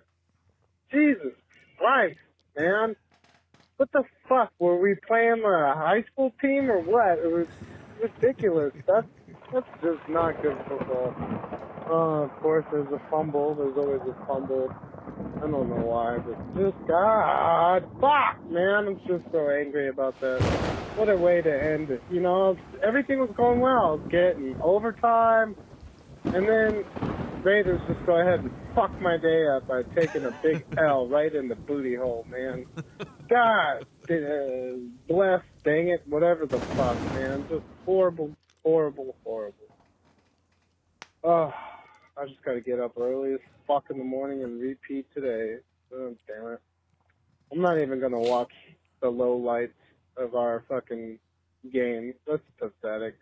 How you let Aaron Rodgers with no fucking receivers just go ahead and run game on you, run a fucking train on us? Oh, not a good game. I don't know. I didn't see everything, so maybe I missed some good parts, but when your team loses by fucking 20 or more points, that's not good, period. I don't care who you are. Wop out. Slightly depressed. Still motivated, but slightly depressed. Chin up, Wapo. Chin up. Got 9 games left on the season. It's not over yet. You'll understand what happened with Aaron Rodgers today when he's putting on that gold jacket in a few years. Yeah. You'll figure it out. Yeah.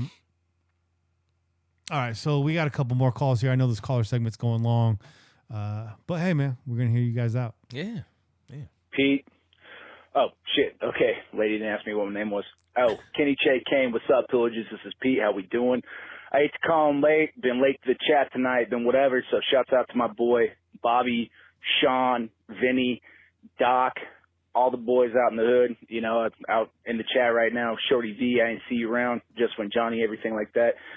So I'm listening right now with Kane's Corner, and, like, I hate to call in during the fucking show, but here's my old deal. We all got a lot of takeaways from today. And I'm just going to try and keep it short and sweet and this, that, and the other thing. This is my observation. Is this: we stayed competitive, we've been competitive, and we've done everything that we got to do. But, look, man, we lose to good quarterbacks, okay? Case in point, Patrick Mahomes, who has the ability to come back from behind. Aaron Rodgers, what he did with us, diced and sliced us. Paul Gunther, I love you, dog, but we can't, like, I like what Paulie G's doing. That's what I'm saying. We don't have Vontez. We don't have whatever. But we don't have a pass rush unless we blitz LaMarcus Joyner. And Carl Joseph can't play free safety and nickel corner and middle linebacker at the same time. Every time I saw the ball go to a running back on a screen or a tight end, he was screaming downfield. Didn't always make the tackle, but he was always there, and I don't know where anyone else is coming with that. Next point is this about the offense. We were in cruise control with Derek Carr because, no pun intended, that's what he does best. Just, manage it, do what you got to do. But that diving pylon play, he was trying to win us the game, and that interception to Darren Waller, like that intended pass to Darren Waller that ended up in an interception. There are about 15 to 16 other quarterbacks in the league that would have made that same pass, and it would have been worse. So, because I thought I had the assailant. So, it's just one of those things, Pillagers. Like, just got to say this. We lost to a good team again. We're playing a good team next week. And this is sad. Like, Paul Gunther's playing Ask Madden 24/7 on the fucking defense. Damn. We got to get out of the nickel. We got to stop blitzing safeties. And not only that, but we need a linebacker. Vontez was what Vontez was, but, like, I'm sorry, but, like, when a running back came out in the flat and then all of a sudden, like, the corner has to come up or the safety has to come up to try and help it, man, it is what it is. Like, it's not good. That's not what defenses do. Like, we're ragging on Colby right now, but he's probably playing like 4 different positions right now, as well as being our number 1 corner, and I don't know what the hell LaMarcus Joyner is doing. And at the same time, with that, I'm gonna leave with this: is every time we lose, we usually have this amongst the Pillagers, amongst Raider Nation, is there's one half of us that looks at mock drafts and says this, says that, says we need to get rid of. Hey, what's up, y'all? Sorry for the 2-parter 2 weeks in a row. Kenny Che Kane, what's up, Pillagers? This is Pete. So what I was saying last call, is this. Like, every time we lose and people try to rag on people, I mean, Raider Nation tries to rag on other fans for, like, going to the mock draft, saying we got to replace this, we got to replace that. Well, we could have been smarter in free agency this year because this was the year of the linebacker. That was the point I tried to make in the last call with C.J. Mosley, Quan Alexander, everything like that. We don't have that right now. And for anyone who wants to rag on mock drafts or, saying like, paying attention to what our next 2 first-round draft picks are going to do, look, I'll defend it. I am a draft nerd.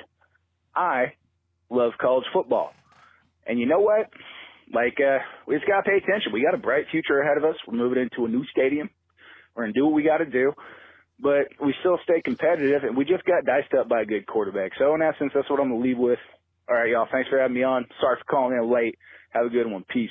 So now that's a good call. That's an educated call. It's a great call, man. He didn't let anybody off the hook, but he's not jumping off the ledge either. So, Pete's just a hell of a caller, man. Every week I look forward. I feel like I learn something from his calls too every week. So, Pete, thanks for calling in. Appreciate that. Another thing, man, on that interception, I don't know if you guys felt the same way, but Waller got tangled up. Defender's feet got tangled up in Waller, and Waller goes down. Okay? I don't know if that's a PI or not. I mean, it could just be it could go either way, honestly. It could go either way, honestly, right? Mm-hmm. But Waller doesn't go down on that play and has enough time to turn around and go up in the air for that ball. The outcome might be different because we know Darren Waller can get up, and he's got the height, man. He's got the height advantage over any fucking DB that's defending him.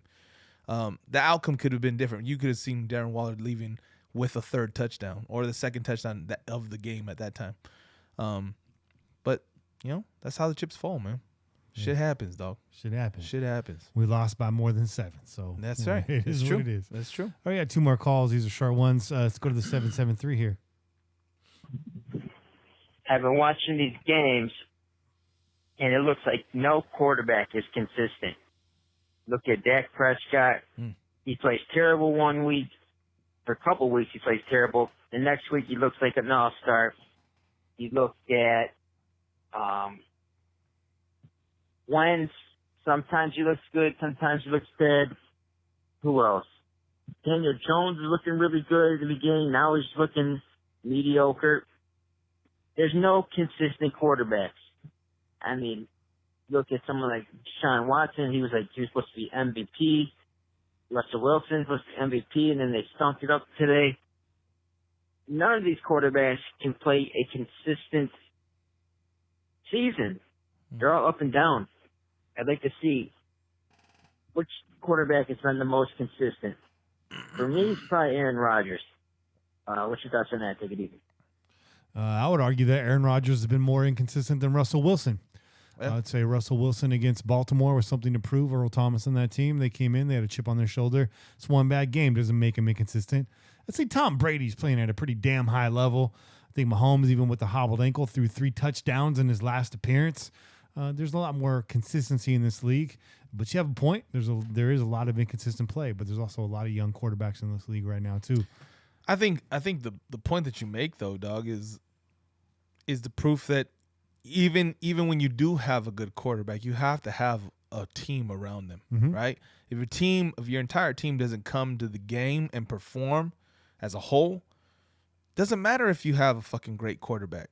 It doesn't matter. It's nice that you do. When you have a great quarterback on your team, you can overcome some deficits. You can overcome a fucking turnover or a mistake, whatever. But when the rest of your team doesn't show up to play, when your defense doesn't hold its ground, or your offensive players are dropping passes or whatever it may be, it's gonna be a long game no matter who you got behind the helm, bro. That's just how it goes. This is the NFL, bro. Everybody here is professional players. They all get paid to play, and that's because they're fucking elite athletes, though. Gotta pick each other up, man. That's it. Last call of the night. Here we are. We made it. 7:04. Here it is. What's going on, Pillaging? I was just calling y'all.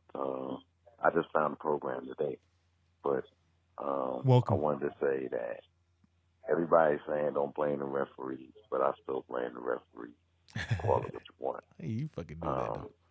They can manipulate games by controlling momentum with the calls. They had one play where they tried to say the wide receiver pushed off or something like that. It was early in the game. That was a bullshit call, yeah. It was on Davis, right? And John Gruden threw the flag. And they went and reviewed where the wide receiver did not push off at all. Yeah. And they came back and still said that he pushed off. So I know that we're supposed to overcome obstacles, but sometimes, they can make situations bigger, and you can't overcome those type of obstacles. Those are hurdles that you just can't get over, and it's just a momentum killer. Yeah. It wasn't our greatest game, But I still like the offensive line. I think the offensive line did a great job. I like the running game. The running game is perfect. I'm a diehard Raider fan, and I probably won't watch sports for the rest of the week until Sunday. So I just wanted to give you guys a shout out. Thanks for being on the air, and I look forward to talking to you guys next week. All right, one. Awesome, man. Thanks for calling in, brother. Yeah, thanks, boss, for calling in. Thanks for finding us. Appreciate it. Look forward to hearing from you more and more in the future. Next time you call in, make sure you drop your name, man. Thanks for calling in, 704. I'm not even sure where the 704 is at. Let's look that up really quick. Here we go. Real quick to the point that you're making about the refs, though, man. And we said, you got to play through the refs. That doesn't mean that they don't have an effect on the game. Okay, we know that they have an effect on the game. We're just accustomed to them affecting our game all the time. Okay, so when we say you got to play through it because that's what's going to happen anyways, like you can't let the refs decide the game. Because we don't really have any fucking control over the goddamn refs, man. Okay, I see Bobby Wasabi over here holding up an index card. All right, we can't control the refs. That's the impossible thing to do, okay? And we know that the refs like to take advantage of us most of all, okay? It's in our history. Like your boy Kenny said, go ahead, go back. Check it out, man. Do the facts yourself. But this team in the past has proven that when it has a great team and it has a great product, it can overcome those things too, okay? And that's what we're trying to say. Like, listen, expect that the refs are going to fucking screw you over. Expect that the refs are going to fucking hold you up and they're going to kill your drives and all that kind of stuff. And play around those things, man. Make sure that you're making enough plays that those calls don't affect you and don't shut you down. Yeah, it's gonna happen though. We're the Raiders, Raider Nation. You're used to this though. Goddamn, you are used to it, unfortunately, but you're used to it. Yeah. So 704 North Carolina, by the way. So shout out to North Kakalaka. Take your shirt off, wiggle it around your head like a helicopter. That might have been Peter Bob right there, though. But yeah, call in next week, man. Drop your name. Good call. That's Good what's call. up. Good That's points, what's up. Jay. Hell yeah. Let's do some shout outs and get the hell out Shout of here. outs. Shout out to Dr. Doug, Coalition 6, Eddie Bangs, Emilio Pauliso. Zach Morris on the big mobile phone, saving us by the bell. Shout out to Jack Sports, Sour Hench, Pillsbury 187. He's soft, but he'll murder your ass too. Derek Ludin, Just Win Baby 509, Caution 650, 17 Bob Trejo, Measy Sports Mave, Nicole Lucero, Getsy 16, TM Fit Girl, Raider Nation for Life 012, Silver Hack, Efren M81, Dalton Murphy, Cameron Ekman, Beast Mode 639, Riley Raider. I almost said Riley Reed. My porn habits catching up to me. Riley Raider 805, Hector, Silver and Black JWB, Blackheart Silver, Blackheart Silver Soul, sorry, Harrison Smith, One Nation 818, Easy Money, Eric Elledge, Robles Roach, Patrick Benefield, Barry John Williams, Cesar Garcia, Big Loud Del Toro, LX 1992, Juan Johnson, that's that Miami Vice, south of the border, D-Funk, Chef Sergio Kakotaz, Patrick Crimmins, Black Hole Banter. Shout out to Black Hole Banter, man. Shout out, though. They've been doing this before we've been doing this. Yeah, hell yeah. So big respect. Thanks for the follow, guys. Shout out to Chris over there, Q, and of course James holding it down. Spicy North Bay, Fantasy Football Demon, Rick Baker, Roddy Castro, Joshua Sanako, Grumpy Ass Mexican, especially today. That's like every caller we had today. Every caller was a fucking grumpy ass Mexican today, dog. Shout out to you, man. Raiders 3432, Sports Wednesday podcast, Money Dog, JT21, Just Tweet Baby 78, Poopy. Shout out to Poopy. Brett Wells, Fat Malin, which is Matt Fallon's burner account. Yeah. I don't know how many times. I saw that shit. I don't know how many times Matt's been suspended, dog, but did you wrong, man. Rene Rubalcava, OG Massa, Pro Football Betting Sports, Rosie. Shout out to Michael Whetstone and Marcus Bevier. I think I'm saying your name right. And really quick before I get out of the way for Che here on YouTube, shout out to Tony Walker, Drew Lopez, Kenny G, Tony Makuish. Oh, shit, man. Yeah, Kenny G's up in there, bro. Like a saxophone, bro. Real smooth, dog. Shout out to Raider Town 75, David Nunez, Sin Waters 909, King Nani 517, Abel Hernandez, Danny Perez, Great Spikehead, and Cesar Espinosa. A couple follows again that came through late tonight. We'll get you guys on the next episode. Thanks again for following us on YouTube. That's what's up. Instagram, what's up? Yeah, IG. We only got a few here. Shout out to Roddy Castro 75. I saw he's in the Twitter shout outs as well. Shout out to Raider Mike 100 and DJ 559. What's up? Big shout outs. Huge thank you to everyone that donated this week. We had a bevy of donations come through, a plethora, if you will. Jefe, could you tell me what a plethora is? Man, you guys were very, very generous this week. We were able to get our SSL certificate for the website. Yeah. Secured for 2 years. Thank you, guys. So your data is safe with us. Also, we were able to upgrade our recording software, which was long overdue. So shout out to you guys and shout out to Ableton for holding us down. Your donations huge, man. And a lot of that goes out to the original pillagers that are blogging over there on pj4f.com. Yeah. So it's been really good. A lot of that money just went straight to effect this week. So shout out to Mark Zamora, Richard Lacasse, Mark Soto, David and Melody, and ME, and and me, because I donated too. And Michael Ruggiero, you were huge this week. I appreciate our conversation that we had off the air. Michael, big part of why we were able to get that certificate. So what's up, man? He saw me commenting on it, and he saw that, and he hit me up with an email and asked how much it was and wanted to know if he could help take care of it. So big shout out. Everything that we do is supported by your listens and your donations. So again, if you want to make a donation to the show, paypal.me/PJ4F. I wish I could send you guys something, but unfortunately we don't control our merchandise. The least we can do is give you a shout out in a show nearly every week. So yeah, but tune in because your boy Dan and your boy Johnny, they're gonna be, trying to get some stuff out to you guys. So as soon as they give us the notice, we'll give you guys notice. Yeah. But man, that's it for this week's show. Tune in every week wherever podcasts are found. Call in and leave a message to be played on air at 408-909-PJFF. Download the official Pillaging app, available for iOS and Android. It's free. Big shout out to Nation Fanwear.com, DC4L Custom Tees.com, and mybookie.ag.